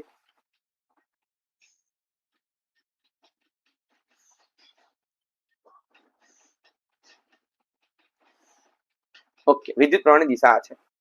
હવે આપણે અને થંબને કઈ દિશામાં રાખીશું? આપણે વિદ્યુત પ્રવાહની દિશામાં, અને આંગળીઓને વાળીશું. તો જ્યારે આપણે ઉપર તરફ જઈએ છીએ ને તો એ બહાર તરફ આવે છે. એટલે અહીંયા કરવું તમારે પડશે શું? ડોટ. આ સમજવાનું છે. અહીંયા આગળ તમે ધ્યાનથી કેરફુલી જોશો તો તમારી બુકમાં અહીંયા ડોટ આપેલા છે. તો આ જે ડોટ આપેલા છે એનું રીઝન છે, જો આ ડોટ કરવાનું તમે ભૂલી ગયા તો તમને માર્ક્સ મળવાના નથી આકૃતિના. અહીં આગળ જ્યારે નીચે જઈશું તો એ અંદર તરફ જઈ રહ્યું છે. અંદર તરફ જ્યારે પણ જાય એટલે આપણે એને શેના વડે દર્શાવીએ છીએ? ક્રોસ વડે. તો અહીંયા નીચે શું કરવું પડશે? તમારે ક્રોસ કરવું પડશે. હવે આપણે અહીં આગળ એક લંબચોરસને ધ્યાનમાં લઈએ છીએ. એક લૂપ લઈ લીધું છે આપણે, એ બી સી અને આ ડી. ચાલો, અહીં આગળ આપણી પાસે સૂત્ર છે બી ડોટ ડીએલ બરાબર મ્યુ 0 આઈ. અહીં આગળ આ સીડી જે છે એ તો બહાર છે. હવે વિદ્યુત પ્રવાહ જેટલો અંદર એન્ટર થઈ રહ્યો છે એટલે બહાર નીકળી રહ્યો છે. એનો મતલબ કે અહીં આગળ તો ચુંબકીય ક્ષેત્ર કેટલું થઈ જશે? શૂન્ય થઈ જશે. બહાર છે એટલે ચુંબકીય ક્ષેત્ર શૂન્ય થઈ જશે. હવે વાત આ રહી બીસી અને ડીએ. તો બીસી અને ડીએ માટે શું થશે? પહેલા લખવું એટલે લખી દો કે સીડી જે છે એ બહાર હોવાથી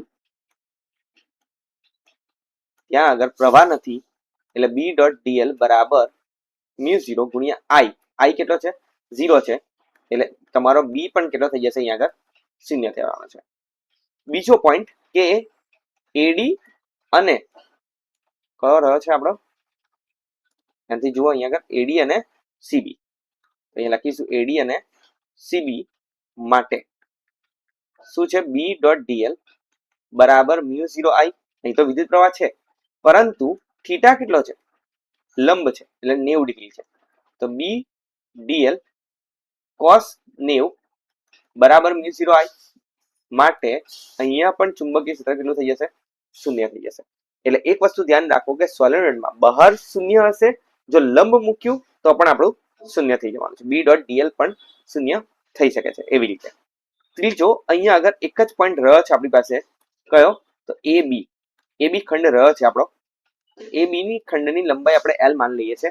તો અહીં આગળ આપણે લખી શકીએ છીએ બી એલ બરાબર મ્યુ 0 આઈ. હવે આઈ ટોટલ કેટલો? તો અહીં આગળ આપણે માનીએ છીએ કે mu 0 n I. Capital N કેવી રીતે શોધીશું આપણે? તો સ્મોલ એન બરાબર કેપિટલ એન ના છેદમાં એલ. એટલે કે આપેલ આંટાઓની સંખ્યા છેદમાં શું આવશે? લંબાઈ. એટલે એકમ લંબાઈ દીઠ આંટાઓની સંખ્યાને આપણે સ્મોલ એન વડે દર્શાવીએ છીએ. તો અહીંયા આગળથી આપણે કેપિટલ એન લખી શકીએ છીએ સ્મોલ એન ઇન્ટુ એલ. તો અહીંયા આગળ શું થશે? બી એલ બરાબર mu 0 small n L I. L થી એલ અહીંયા કટ થઈ ગયો, એટલે બી બરાબર તમારું સૂત્ર આવી ગયું છે મ્યુ 0 સ્મોલ એન આઈ. તો આ તમને સૂત્ર યાદ હોવું જોઈએ. કોના માટે છે આ સૂત્ર? સોલેનોઇડ માટે છે. તો અહીં આગળ પણ ચુંબકીય ક્ષેત્રની જો દિશા તમારે જાણવી હોય તેના માટે શું આપણે યુઝ કર્યું છે? જમણા હાથના અંગૂઠાનો નિયમ યુઝ કર્યો છે. તો તમારો આ સોલેનોઇડ વાળો ટોપિક કમ્પ્લીટ થઈ ગયો છે. આકૃતિ તમે પ્રોપર બુકમાંથી જોઈને દોડજો તો તમને પ્રોપર આઈડિયા આવી જશે. એવું પૂછે સોલેનોઇડની બહાર કેટલું ચુંબકીય ક્ષેત્ર છે? તો 100% શૂન્ય હોવાનું છે, કારણ કે ત્યાં આગળ કોઈ વિદ્યુત પ્રવાહ જ નથી. તો વિદ્યુત પ્રવાહ ના હોય તો અકોર્ડિંગ ટુ એમ્પિયર સર્કિટલ નિયમ આપણે શું લખી શકીએ છીએ? બી ત્યાં 0 છે. તો અહીંયા આગળ આપણો સોલેનોઇડ વાળો ટોપિક કમ્પ્લીટ થઈ ગયો છે. હવે આપણે એક નવો ટોપિક જોવા જઈ રહ્યા છે, જે છે કે બે સમાંતર વિદ્યુત પ્રવાહ વચ્ચે લાગતું બળ. હેડિંગ મારીએ આપણે પહેલા તો. બે સમાંતર વિદ્યુત પ્રવાહ વચ્ચે લાગતું બળ. એમ્પિયર બાબાએ જ આપણને આ વસ્તુ કીધી છે, તો આપણે એ સમજીએ છીએ અહીંયા આગળ કે સપોઝ માન લો તમારી પાસે અહીંયા આગળ એક વાયર છે, જેને આપણે નંબર આપી દઈએ છીએ 1, અને વિદ્યુત પ્રવાહ આમ વહી રહ્યો છે. અહીંયા આગળ આપણે માનીએ છીએ, અને એનો વિદ્યુત પ્રવાહને આપણે લઈ લઈએ છીએ IA. હવે બીજો તમારો તાર અહીંયા મૂક્યો છે,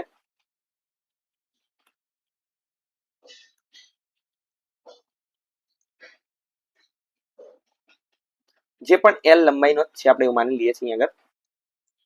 અહીંયા પણ વિદ્યુત પ્રવાહ વહી રહ્યો છે, અને એનો આપણે લઈ લઈએ છીએ IB. અહીંયા આગળ 2 નંબર આપી દઈએ. 1 અને 2 કરવું હોય તો એમ એ બી લખી શકો છો. ચલો અહીંયા આગળ બી એક કરી નાખીએ આપણે. I1 અને આ બી ની જગ્યાએ I2. તો જરૂરી નથી, તમારી મરજી છે. આ બંને વચ્ચેનું અંતર આપણે માની લઈએ છીએ કે D છે. સપોઝ આ બંને વચ્ચેનું અંતર કેટલું છે? D છે. તો હવે બળ કેટલું લાગશે? આ પહેલો વાળો બીજા પર કેટલું બળ લગાડશે એ જાણીએ છીએ આપણે.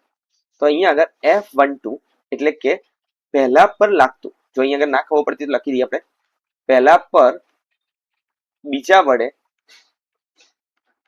લાગતું બળ.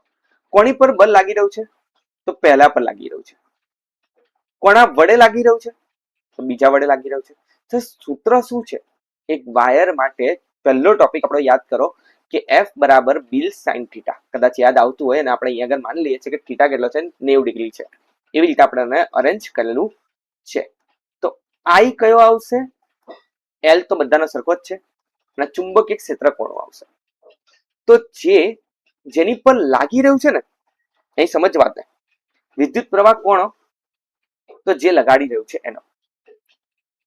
શું આવશે? વિદ્યુત પ્રવાહ કોણ? જેની પર લાગી રહ્યું છે એનો. L તો L જ રહેવાનો છે, અને ચુંબકીય ક્ષેત્ર કોણ? તો જે લગાડી રહ્યું છે તેનો. બસ આટલું સમજવાનું છે અહીંયા આગળ. તો અહીંયા આગળ આપણે જો સોલ્વ કરવા જઈએ, I1 L, એક વાયર માટે ચુંબકીય ક્ષેત્ર શું આવ્યું આપણું? તો μ0 I છેદમાં 2π અને એમનું અંતર 2π D. તો અહીં આગળ આને સોલ્વ કરીએ આપણે, એટલે સીધી રીતે લખી દઈએ તો મ્યુ 0 I1 I2 L છેદમાં શું આવી ગયું આપણું 2 પાઈ ડી. તો અહીંયા આગળ આપણને સૂત્ર યાદ હોવું જોઈએ કે mu 0 I1 I2 L upon 2 pi D. ન્યૂટનનો ત્રીજો નિયમ એ જ કહી રહ્યો છે કે અહીંયા આગળ F12 જેટલું હશે એટલું જ F21 હોવાનું છે, પરંતુ એની દિશા કેવી હશે? વિરુદ્ધ દિશા હોવાની છે, કારણ કે આઘાત અને પ્રત્યાઘાત હંમેશા કેવા હશે? સમાન મૂલ્યના હશે અને પરસ્પર કેવા હશે? વિરુદ્ધ દિશામાં હોવાના છે.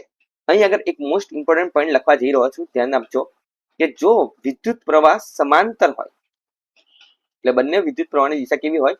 સમાન હોય. સમાંતર વિદ્યુત પ્રવાહ માટે આ જે બળ લાગે છે ને એ કેવું હશે ખબર છે? આકર્ષી હોવાનું છે. અને અસમાંતર વિદ્યુત પ્રવાહ માટે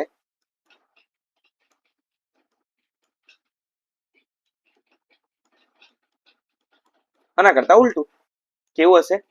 અપાકર્ષી હોવાનું છે. આ તમને ખબર હોવી જોઈએ. અહીંયાથી એમસીક્યુમાં પૂછાય છે કે જો સમાંતર વિદ્યુત પ્રવાહ વહી રહ્યો છે તો જે બળ લાગી રહ્યું છે એ કયા પ્રકારનું હશે? આકર્ષી પ્રકારનું. અને અસમાંતર વિદ્યુત પ્રવાહ હશે તો એ બળ જે લાગી રહ્યું છે એ અપાકર્ષી પ્રકારનું હોવાનું છે. અહીં આગળ લખવું હોય તો સૂત્ર ફરીવાર લખી દઈએ છીએ આપણે F12 બરાબર મ્યુ 0 I1 I2 L ના છેદમાં 2 પાઈ ડી. સેમ વસ્તુ થવાની છે F21 બરાબર મ્યુ 0 I1 I2 L ના છેદમાં 2 પાઈ ડી. તમારે જે લખવું એ લખી શકો છો, બાકી અધરવાઇઝ સૂત્ર તો કેવું રહેવાનું છે? તમારું સેમ જ રહેવાનું છે. પણ અહીંયા ધ્યાન રાખવાનું હતું એ કે વિદ્યુત પ્રવાહ કોણ આવશે? જેની પર લાગી રહ્યું છે તેનો, અને ચુંબકીય ક્ષેત્ર કોનું આવશે?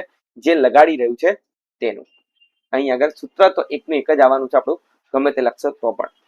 આ સૂત્ર તમને યાદ હોવું જોઈએ. તો અહીં આગળ આપણો આ ટોપિક કમ્પ્લીટ થઈ રહ્યો છે. નવો ટોપિક ભણવા જઈ રહ્યા છે જે ઇમ્પોર્ટન્ટ ટોપિક છે અહીં આગળ 3 માર્ક્સ માટે. વિદ્યુત પ્રવાહ ધારિત, શું છે ટોપિકનું નામ? તો વિદ્યુત પ્રવાહ ધારિત ગુચરા પર લાગતું ટોર્ક. સર પાછું ટોર્ક ની વાત આવી છે અહીંયા આગળ, તો સમજીએ વાતને. પહેલા તો આકૃતિ મેઇન મોસ્ટ ઇમ્પોર્ટન્ટ અહીંયા આકૃતિ છે. તો અહીં આગળ આપણે એક ચુંબક મૂકી રહ્યા છે જે સ્થિર છે. ઓકે, અહીં આગળ લખી દઈએ આપણે નોર્થ પોલ, અહીં લખી દઈએ આપણે સાઉથ પોલ. ઓકે, અહીં આગળની આપણે આમની વચ્ચે આપણે એક ગુજરાને મૂકી રહ્યા છે, લંબચોરસ ગુજરાને મૂકી રહ્યા છે. આકૃતિ જોજો, મજા આવશે તમને. અહીં આગળ આપણે બ્રશ રાખેલા છે, અહીં આગળ આપણે એને બેટરીથી જોડી દીધું છે. જો સમજાવવા જઈ રહ્યો છું તમને કે અહીં આગળથી વિદ્યુત પ્રવાહ આવી વહી રહ્યો છે, જેટલો પ્રવાહ મોકલે છે એટલે પાછો આવવો જોઈએ. આની લંબાઈ આપણે માની લીધી છે બી છે, અને પહોળાઈ માની લઈએ આની પહોળાઈ એ છે. આ કઈથી ફરવાનું છે? તો આ જે ફરવાનું છે એ અહીંથી ફરવાનું છે. કોઈ પણ વસ્તુ ફરે કઈથી? વચ્ચેથી. તો આ જે અંતર છે એ કેટલું થશે? a/2 થશે. સેમ આ અંતર કેટલું થશે? a/2 થવાનું છે. ઓકે, ડિટેલમાં સમજજો, મજા આવશે તમને. અહીં આગળ લઈ લે એ, આ બી, આ સી અને આ તમારો ડી. ABCD એક લંબચોરસ ગુચરું લીધું છે અને બેટરી જોડે જોડી દીધું છે, બ્રશ જોડે જોડ્યું છે અને નોર્થ અને સાઉથ પોલની વચ્ચે મૂકેલું છે. આ હોર્સ શુ મેગ્નેટ છે તમારું, એટલે કે ઘોડાની નાળ આકારનું. અહીં આગળ આપણે એક લંબચોરસ ગુચરું મૂકેલું છે આવી રીતે. આ વસ્તુ અહીંયા દોરેલી છે. આ તમારે થિયરીમાં લખવાનું છે. હવે સૌથી પહેલી વાત એ આવી કે આમાં કુલ બળ કેટલું થઈ જશે? તો કુલ બળ કેટલું લાગશે એની પર? 0 હશે. કેવી રીતે સર? તો F1 બરાબર લખવા જઈએ આપણે તો BIL લખીશું. અને લંબાઈ કેટલી લીધી આપણે? બી લીધી, નાનો બી એટલે BIB. F2 લેવા જઈએ તો BIB થવાનું છે પણ માઇનસ થવાનું છે. કેવી રીતે સર? અહીં જો ચુંબકીય ક્ષેત્રની દિશા આપણે આ લીધી છે, અહીં ડાબા હાથના નિયમનો ઉપયોગ કરવાના છે. ચુંબકીય ક્ષેત્રની દિશા આ લીધી છે. ઓકે, આને શું કહીએ છીએ આપણે? ફાધર, આ મધર અને આ ચાઇલ્ડ, એટલે કે ફોર્સ, મેગ્નેટિક ફિલ્ડ અને ચાઇલ્ડ એટલે કરંટ, એટલે કે બર, ચુંબકીય ક્ષેત્ર અને વિદ્યુત પ્રવાહ. વિદ્યુત પ્રવાહની દિશા કઈ છે? આ તરફની છે. ચુંબકીય ક્ષેત્ર આ તરફ છે. એટલે અહીં આગળ જે એબી પાર્ટ છે, એબી પાર્ટ, આ એબી, એમાં બર કઈ તરફ લાગવાનું છે? નીચે તરફ લાગવાનું. સેમ વસ્તુ જોવા જશો તમે સીડીમાં, તો અહીં આગળ ચુંબકીય ક્ષેત્ર તો આ જ છે, વિદ્યુત પ્રવાહ મારી તરફ છે, તો બર કઈ તરફ લાગવાનું છે? ઉપરની તરફ. તો અહીં આગળ બંને બરોનું મૂલ્ય સમાન છે પણ પરસ્પર વિરુદ્ધ દિશામાં છે, એટલે અહીં આગળ કુલ બર કેટલું થઈ જશે? તમારું શૂન્ય થઈ જવાનું છે. જ્યાં જ્યાં કુલ બળ શૂન્ય આવે તો પિક્ચરમાં શું આવવાનું છે? ટોર્ક આવવાનું છે. તો ટોર્ક બરાબર સૂત્ર શું છે? પાછળ લખીએ આપણે. ટોર્ક બરાબર સૂત્ર શું છે તમારું? R F sine theta. હવે ટાઉ બરાબર, જો અહીંયા આગળ આપણે બે કન્ડિશન લેવાના છે. પહેલી કન્ડિશન, ફર્સ્ટ કેસ લેવાના છે કે જો થીટા આપણો 90 ડિગ્રી હોય, એક્ઝેક્ટ 90 ડિગ્રી પર રાખ્યું હોય અને આપણે જી પેન લઈ લઈએ અહીંયા આગળ, આવી રીતે આ જે ખૂણો બની રહ્યો છે એ 90 ડિગ્રી હોય તોની વાત કરી રહ્યા છે. તો શું થશે? તો જો થીટા બરાબર 90 ડિગ્રી હોય તો પહેલો કેસની વાત કરી રહ્યા છે, તો ટાઉ બરાબર આર કેટલો? a/2, એફ કેટલો? b/b, અને આ સાઇન થીટા તો રહેવાનું જ છે. એવી રીતે બે સપાટી છે, તો a/2 b/b સાઇન થીટા. માટે ટોર્ક બરાબર શું થશે? તો bi અડધા વત્તા અડધો એટલે આખો થઈ જવાનો છે, bi/ab સાઇન થીટા થશે. માટે ટાઉ બરાબર શું થશે? bi/ab શું છે સર? લંબાઈ ગુણ્યા પહોળાઈ. તો લંબાઈ ગુણ્યા પહોળાઈ શું થાય? ક્ષેત્રફળ થાય, એટલે bia સાઇન થીટા. જો આંટાઓની સંખ્યા n હોય, n શું હોય? આંટાઓની સંખ્યા n હોય તો ટાઉ બરાબર સૂત્ર શું થઈ જશે? bina sine theta. આ તમને ખબર પડવી જોઈએ. બીજો કેસ અહીંયા જોડે જોડે લઈ લઈએ, પછી આપણે મેઇન સૂત્ર બનાવીએ છીએ. બીજો કેસ, જો થીટા 90 ડિગ્રી ના હોય તો શું થશે? અહીંયા 90 ડિગ્રી હોય તો તમારું આ પિક્ચર પૂરું થઈ ગયું. અહીંયા આગળ કે ટાઉ બરાબર શું થઈ જશે? bina. એ ભૂલ થઈ ગઈ છે તો અહીંયા આગળ લખી દઈએ આપણે કે આ પહેલો કેસ અહીંયા થીટા 90 ડિગ્રી ના હોય તો, અને અહીંયા આગળ લખી દઈએ આપણે થીટા 90 ડિગ્રી હોય તો ટાઉ બરાબર શું થશે? સેમ વસ્તુ લખવાની છે આપણે, a/2 bib સાઇન 90. સાઇન 90 નો જવાબ કેટલો થાય? 1 થઈ જાય, એટલે એ લખવાની જરૂર બનતી નથી. a/2 bib સેમ વસ્તુ રિપીટ કરવાના છે અહીંયા આગળ આપણે, biab. ટાઉ બરાબર સૂત્ર શું થઈ ગયું તમારા? bia. જે નંબર ઓફ ટર્ન્સ એટલે આંટાઓની સંખ્યા n હોય, n શું હોય? આંટાઓની સંખ્યા. તો ટાઉ બરાબર સૂત્ર શું થઈ જશે? eina. તો જો થીટા 90 ના હોય તો આ સૂત્ર આવશે, થીટા 90 હશે તો આ સૂત્ર આવવાનું છે. અહીં આગળ ધ્યાનથી જોશો તો તમને એક વસ્તુ જોવા મળી રહી છે કે I into a એક નવી ક્વોન્ટિટી, આપણે એક નવી રાશિ પિક્ચરમાં લાવી રહ્યા છે જેને કહેવાય છે મેગ્નેટિક મુવમેન્ટ. શું કહેવાય છે? Magnetic movement. જેવી રીતે ત્યાં આગળ ડાયપોલ મુવમેન્ટ હતી એવી રીતે જ અહીંયા મેગ્નેટિક મુવમેન્ટ આવવાની છે. તો m બરાબર સૂત્ર થશે I into a. I into a. Number of turns n આપ્યા હોય, આંટાઓની સંખ્યા n આપી હોય તો અહીંયા આગળ m is equal two I એને આવશે. બાકી સૂત્ર શું છે તમારું? ટાઉ બરાબર bina સાઇન થીટા હતું. તો અહીં આગળ સૂત્ર શું બનશે? b અને ina ની જગ્યાએ આપણે m મૂકી શકીએ છીએ, bm સાઇન થીટા. હવે આ જે થીટા છે એ m અને b ની વચ્ચેનો છે, એટલે આપણે લખીશું tau is equal two m cross b. જ્યારે પણ ક્રોસ આવે એટલે બધાની ઉપર અહીંયા આગળ શું આવવાનું છે? સદિશ આવવાનું છે. તો અહીંયા આગળ તમે જોશો તો ફર્સ્ટ ચેપ્ટરમાં આપણે tau is equal two p cross e ભણેલા એવું જ છે કે e ની જગ્યાએ અહીંયા આગળ b આવી જશે અને p ની જગ્યાએ શું આવશે? અહીંયા આગળ m આવવાનું છે. તો tau is equal two mb sine theta એક સૂત્ર તમારું બની ગયું છે. તો અહીં આગળ આ ટોપિક પણ આપણો કમ્પ્લીટ થઈ ગયો છે. તો અહીં આગળ આપણો આ ટોપિક કમ્પ્લીટ થઈ ગયો છે. હવે એક નવો ટોપિક ચાલુ કરવા જઈ રહ્યા છે જેનું નામ છે ચુંબકીય ડાયપોલ તરીકે. હેડિંગ મારીશું આપણે.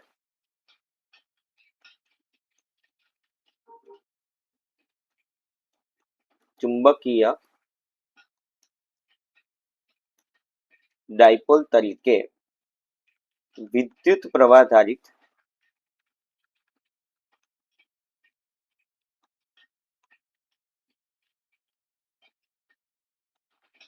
વર્તુળાકાર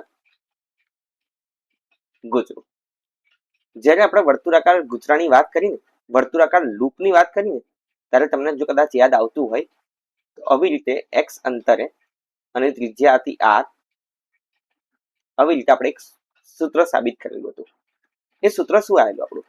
તો b બરાબર મ્યુ 0 i r સ્ક્વેર છેદમાં 2 x square plus r square ની ઘાત 3/4. આવી રીતે એક સૂત્ર આવેલું હતું. હવે અહીંયા આગળ સપોઝ માન લો કે હું એવું કહું કે x બહુ જ મોટું છે r કરતા, તો શું થશે? તો b બરાબર મ્યુ 0 i r સ્ક્વેર છેદમાં x બહુ મોટું છે એટલે x રહેવાનું છે, r નીકળી જશે અહીંથી, કારણ કે બહુ મોટામાં બહુ નાની કિંમત એડ કરીએ તો કઈ ફરક પડવાનો નથી, એટલે 2 થી 2 કટ થઈ જશે. માટે b બરાબર તમારી પાસે સૂત્ર શું આવ્યું? મ્યુ 0 i r સ્ક્વેર છેદમાં 2x ક્યુબ. હવે હું અહીંયા શું કરું છું ખબર? પાઈ વડે ગુણું છું, પાઈ વડે ભાગું છું. કેમ કરી રહ્યો છું? રીઝન મળશે તમને. માટે b બરાબર શું થયું? Mu 0 i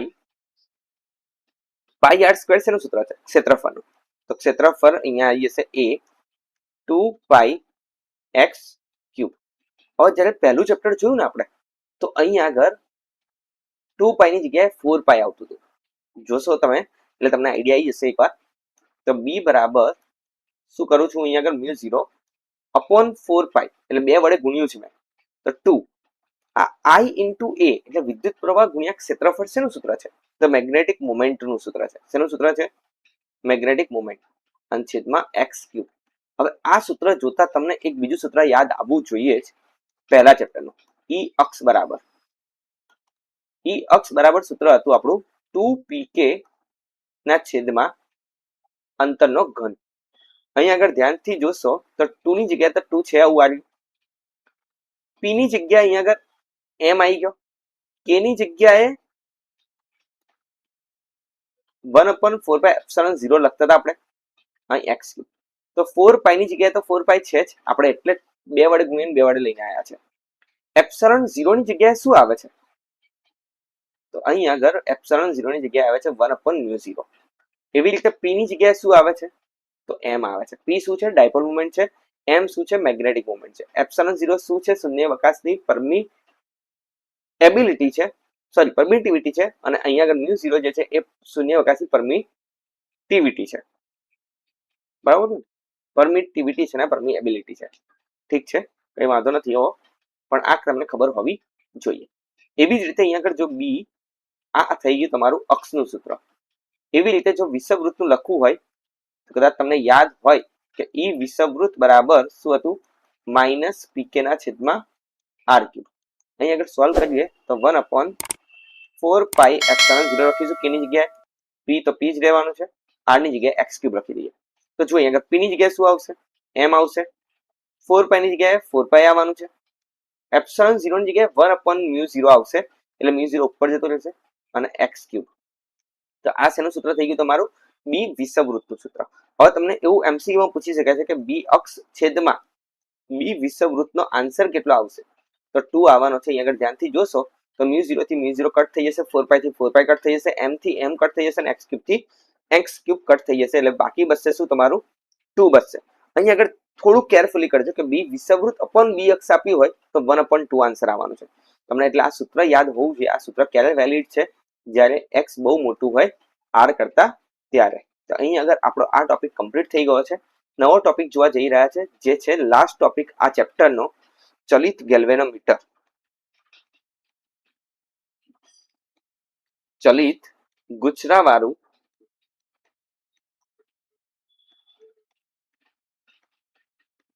galvanometer. તો આપણે આ જે ચેપ્ટર ભણ્યા છે એના રિલેટેડ જ એક ઇન્સ્ટ્રુમેન્ટ બન્યું છે જેનું નામ છે ગેલ્વેનોમીટર. કેવી રીતે બન્યું છે આપણે અહીંયા સમજીએ. પહેલા તો અહીં આગળ આપણે એક ચુંબક લઈ રહ્યા છે જે આવી રીતનું છે, આવા આકારનું છે. સર કેમ આવા આકારના લેવાની જરૂર પડી આપણે? એનું રીઝન આવી રહ્યું છે, હું તમને કહી રહ્યો છું. ત્યારે આપણે આકૃતિ દોરી દઈએ, પછી હું તમને એનું રીઝન કહું કે આવો આકાર કેમ લેવાની જરૂર પડી આપણે. બરાબર, અહીં આગળ નોર્થ છે, અહીં આગળ સાઉથ પોલ છે. એમની વચ્ચે આપણે અહીં એક નરમ લોખંડનો ગર્ભ મૂકેલો છે. અહીં આગળ આપણે એક વાયરનું ગુચરું વીંટાળેલું છે આવી રીતે કરીને. આ તમારું જે છે એ એક કાયમી ચુંબક છે જે બદલવાના આપણે નથી. અહીં આગળ એક દર્શક કાંટો મૂકેલો છે જે આપણને રીડિંગ દેખાડશે. ગેલોનમીટર તમે લોકોએ જોયું જશે તો આ દર્શક કાંટો આપણને શું દેખાડશે? રીડિંગ દેખાડવાનું છે. અહીં આગળ આપણે એક વાયર જોડીશું અને જો વિદ્યુત પ્રવાહ વહેશે એટલે એનો મતલબ કે આવું આ ચુંબક બનશે. અને આ જ્યારે ચુંબક બનશે ત્યારે આમાં આવર્તન દેખાડશે. પણ આવર્તન દેખાડવા માટે ટોર્કની જરૂર પડશે અહીં આગળ. તો ટોર્ક કેવી રીતે મળશે? તો અહીં આગળ ચુંબક જે મૂકેલું છે આપણે એના લીધે જ ટોર્ક મળવાનું છે આપણને. સર આવું જ કેમ રાખ્યું છે આપણે? એનું રીઝન કહું છું તમને. અહીં ધ્યાનથી જોજો, હું જે આકૃતિ દોરી રહ્યો છું ને એમાં એરો ઇમ્પોર્ટન્ટ છે અહીંયા, કે નોર્થ થી બહાર નીકળે છે અને સાઉથમાં અંદર જાય છે. તો અહીં આગળ એ તમને કેરફુલી ડ્રો કરવું પડશે. અને અહીંયા જોશો તો બધી જગ્યાએ 90 ડિગ્રી બને છે, કારણ કે આપણી પાસે જે ટોર્કનું સૂત્ર આવ્યું છે એ શું આવ્યું છે? તો ટાઉ બરાબર NIAB સાઇન થીટા. અને જો થીટા 90 ડિગ્રી હશે તો આપણને મહત્તમ ટોર્ક મળવાનું છે. એના માટે જ આપણે આવો શેપ લીધેલો છે ચુંબકનો, NIAB. આ થઈ ગયું તમારું સમીકરણ નંબર 1. હવે માન લો કે આપણે અહીં આગળ ટોર્કની વાત કરી રહ્યા છે, એટલે ટોર્કનું બીજું જે સૂત્ર બને છે એ K × phi બને છે. સર આ સૂત્ર કેવી રીતે આવ્યું એ સમજાવો અમને. તો F બરાબર, અહીં આગળ સ્પ્રિંગ જેવું થઈ રહ્યું છે ને, તો F બરાબર શું હતું સૂત્ર? K × x. K શું હતો? સ્પ્રિંગનો અચળાંક હતો. એવી રીતે અહીંયા આગળ K જે છે એને કહેવાય છે વર અચળાંક, સ્પ્રિંગનો વર અચળાંક. phi શું છે? તો કેટલું કોણાવર્તન થાય છે એ છે. જ્યારે બળની વાત કરો તો અહીંયા સ્થાનાંતર આવે છે. તો જ્યારે અહીંયા ટાઉની વાત કરશું તો અહીંયા શું આવશે? કોણાવર્તન આવવાનું છે. એટલું ધ્યાન રાખવાનું છે. અહીં આગળ સમીકરણ 1 અને સમીકરણ 2 મળી ગયા છે આપણને. તે એ બંનેને સરખાવતા શું મળે છે? K phi બરાબર NIAB.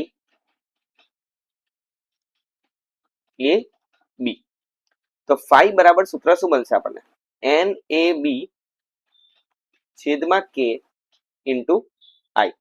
તમારે આ સૂત્ર યાદ રાખવું પડશે. તો અહીંયા આગળ વર અચળાંક માટે વર અચળાંક અહીંયા નીચે આવશે K. NAB, N શું છે? આંટાઓની સંખ્યા છે. A શું છે? ક્ષેત્રફળ છે. B ચુંબકીય ક્ષેત્ર છે. અને I જે છે એ વિદ્યુત પ્રવાહ છે. તો અહીંયા આગળ આ બધી કિંમતો કેવી છે? અચળ છે. ખાલી બદલાય શું છે? અહીંયા આગળ I બદલાય છે, એટલે કે પ્રવાહ બદલાય છે, એટલે આપણને કોણાવર્તન જોવા મળે છે. તો અહીંયા સમજીએ કે શું ગેલ્વેનોમીટરમાંથી આપણે A મીટર બનાવી શકીએ છીએ? બે વસ્તુ બનાવવાના છે આપણે. એક તો ગેલ્વેનોમીટરમાંથી શું બનાવવાના છે? પહેલું A મીટર. પણ પ્રોબ્લેમ આપણને બે નડ્યા અહીંયા. ગેલ્વેનોમીટરમાંથી જ્યારે A મીટર બનાવવા ગયા ને આપણે, તો આપણને બે પ્રોબ્લેમ નડ્યા છે. તો પહેલો પ્રોબ્લેમ જુઓ અહીંયા આગળ, કે ગેલ્વેનોમીટર ઘણું સંવેદનશીલ સાધન છે. કેવું છે? ગેલ્વેનોમીટર વધુ સંવેદનશીલ સાધન છે. એટલે કે થોડોક જ કરંટ જશે ને અંદરથી, પ્રવાહ વહેશે ને, એટલે એ ફૂલ ડિફ્લેક્શન દેખાડી દે છે. એટલે આપણું કામ બનવાનું નથી. આગળ A મીટર બની નહીં શકે આપણાથી. એટલે કે આપણે A મીટર બનાવવું હોય તો વધારે પ્રવાહ જો એને આપીએ તો પણ એ સહેવું જોઈએ. પણ ગેલ્વેનોમીટર કેવું છે? વધારે સેન્સિટિવ છે, વધારે સંવેદનશીલ છે. એટલે એ થોડાક જ પ્રવાહમાં ફૂલ ડિફ્લેક્શન દેખાડી દે છે. તો અહીંયા આગળ આ વસ્તુ ચાલશે નહીં. અને બીજું રીઝન જે છે એ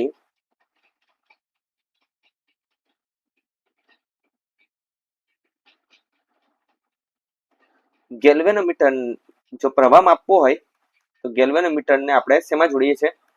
શ્રેણીમાં જોડવામાં આવે. કારણ કે A મીટર ઓલવેઝ આપણે કયામાં જોડે છે? શ્રેણીમાં. તો જો શ્રેણીમાં જોડીએ તો અવરોધ વધી જાય, અને અવરોધ વધી જાય તો આપણો જે એકચ્યુઅલ કરંટ છે એ મળવાનો નથી આપણને. તો અહીંયા આગળ બે પ્રોબ્લેમ આપણને નડ્યા છે. પહેલું તો ગેલ્વેનોમીટર વધુ સેન્સિટિવ છે અને બીજું શ્રેણીમાં જોડવાથી એનો અવરોધ વધી જાય છે અને એટલે આપણને પ્રવાહ સાચો મળતો નથી. એટલે આપણે શું કરી રહ્યા છે અહીંયા આગળ એક RS નામનો શન્ટ અવરોધ. સોલ્યુશન શું છે આનું સોલ્યુશન એ છે કે RS નામનો એક નાનો અવરોધ એટલે શન્ટ અવરોધ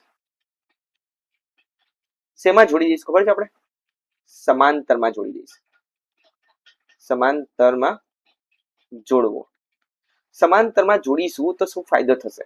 આનો અવરોધ જે છે એ શું થઈ જશે? ઘટી જશે. અને જો અવરોધ ઘટી ગયો તો આપણને ગેલ્વેનોમીટર જે શ્રેણીમાં જોડી રહ્યા છે એમાંથી આપણને પ્રોબ્લેમ થવાનો નથી. આ ક્લિયર થયું હશે તમને કે અહીંયા આગળ RS ને કેવી રીતે જોડવાનો છે? આપણે શ્રેણીમાં જોડવાનો છે. હું દેખાડી દઉં છું એકવાર તમને ફરી વાર કે કેવી રીતે શ્રેણીમાં એને જોડવાનો છે. અહીં આગળ તમારો ગેલ્વેનોમીટર છે. આ તમારા ગેલ્વેનોમીટરનો અવરોધ છે અને અહીં આગળ તમારે એક નાનો અવરોધ જે છે એ શ્રેણીમાં જોડી દેવાનો છે.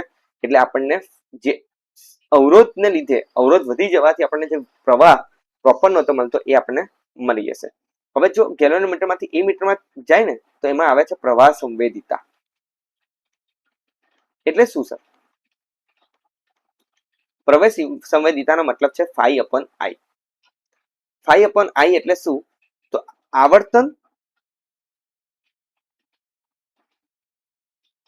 અને વિદ્યુત પ્રવાહના ગુણોત્તરને આપણે શું કહેવાય છે? પ્રવાહ સંવેદિતા. આ કોણાવર્તન અને શું છે નીચે પ્રવાહનો ગુણોત્તરને શું કહેવાય છે? પ્રવાહ સંવેદિતા. તો phi/I જો જોઈતું હોય આપણે તો કેવી રીતે કાઢી શકીએ છીએ આપણે? તો phi બરાબર NAB છેદમાં K ગુણ્યા I મળેલું આપણને. તો phi ના છેદમાં I અને જ કહેવાય છે પ્રવાહ સંવેદિતા. તો એ શું આવ્યું? NAB ના છેદમાં K. તો અહીંયા તમને આ સૂત્ર પણ યાદ હોવું જોઈએ કે પ્રવાહ સંવેદિતા પૂછ્યું હોય તો phi/I બરાબર શું થશે? NAB ના છેદમાં K થવાનું છે. તો આ ગેલ્વેનોમીટરમાંથી એ મીટર આપણે બનાવી શકીએ છીએ આવી રીતે. જો સર ગેલ્વેનોમીટરમાંથી વોલ્ટ મીટર બનાવવું હોય તો કેવી રીતે બને? એમાં પણ આપણે પ્રોબ્લેમ નડ્યા છે. એમાં આના કરતા ઉલટા પ્રોબ્લેમ નડ્યા છે. એટલે આપણે ગેલ્વેનોમીટર જોડે અહીં આગળ એક મોટો અવરોધને શેમાં જોડી દઈશું? શ્રેણીમાં જોડી દઈશું. તો વોલ્ટ મીટર બની જશે. જો ગેલ્વેનોમીટર જોડે એક મોટા અવરોધને શ્રેણીમાં જોડીએ તો વોલ્ટ મીટર બનશે. નાના અવરોધને સમાંતરમાં જોડીએ તો એ મીટર બની જશે. સેમ વસ્તુ અહીંયા આવવાની છે. વોલ્ટેજ સંવેદિતા. વોલ્ટેજ સંવેદિતા એટલે શું થશે? phi ના છેદમાં V. એટલે કે આવર્તન અને વોલ્ટ મીટર એટલે વોલ્ટેજના ગુણોત્તરને શું કહેવાય છે? વોલ્ટેજ સંવેદિતા. તો કેવી રીતે લઈને આવીશું સર? phi બરાબર NAB છેદમાં K ગુણ્યા I હતું આપણી પાસે. અહીં આગળ V થી આપણે બંને બાજુ ભાગી દઈએ. માટે phi/V બરાબર NAB છેદમાં K. I તો હતો જ. V બરાબર સૂત્ર શું છે? I into R. તો I થી I મળી ગયો. એટલે phi/V બરાબર શું મળ્યું આપણને?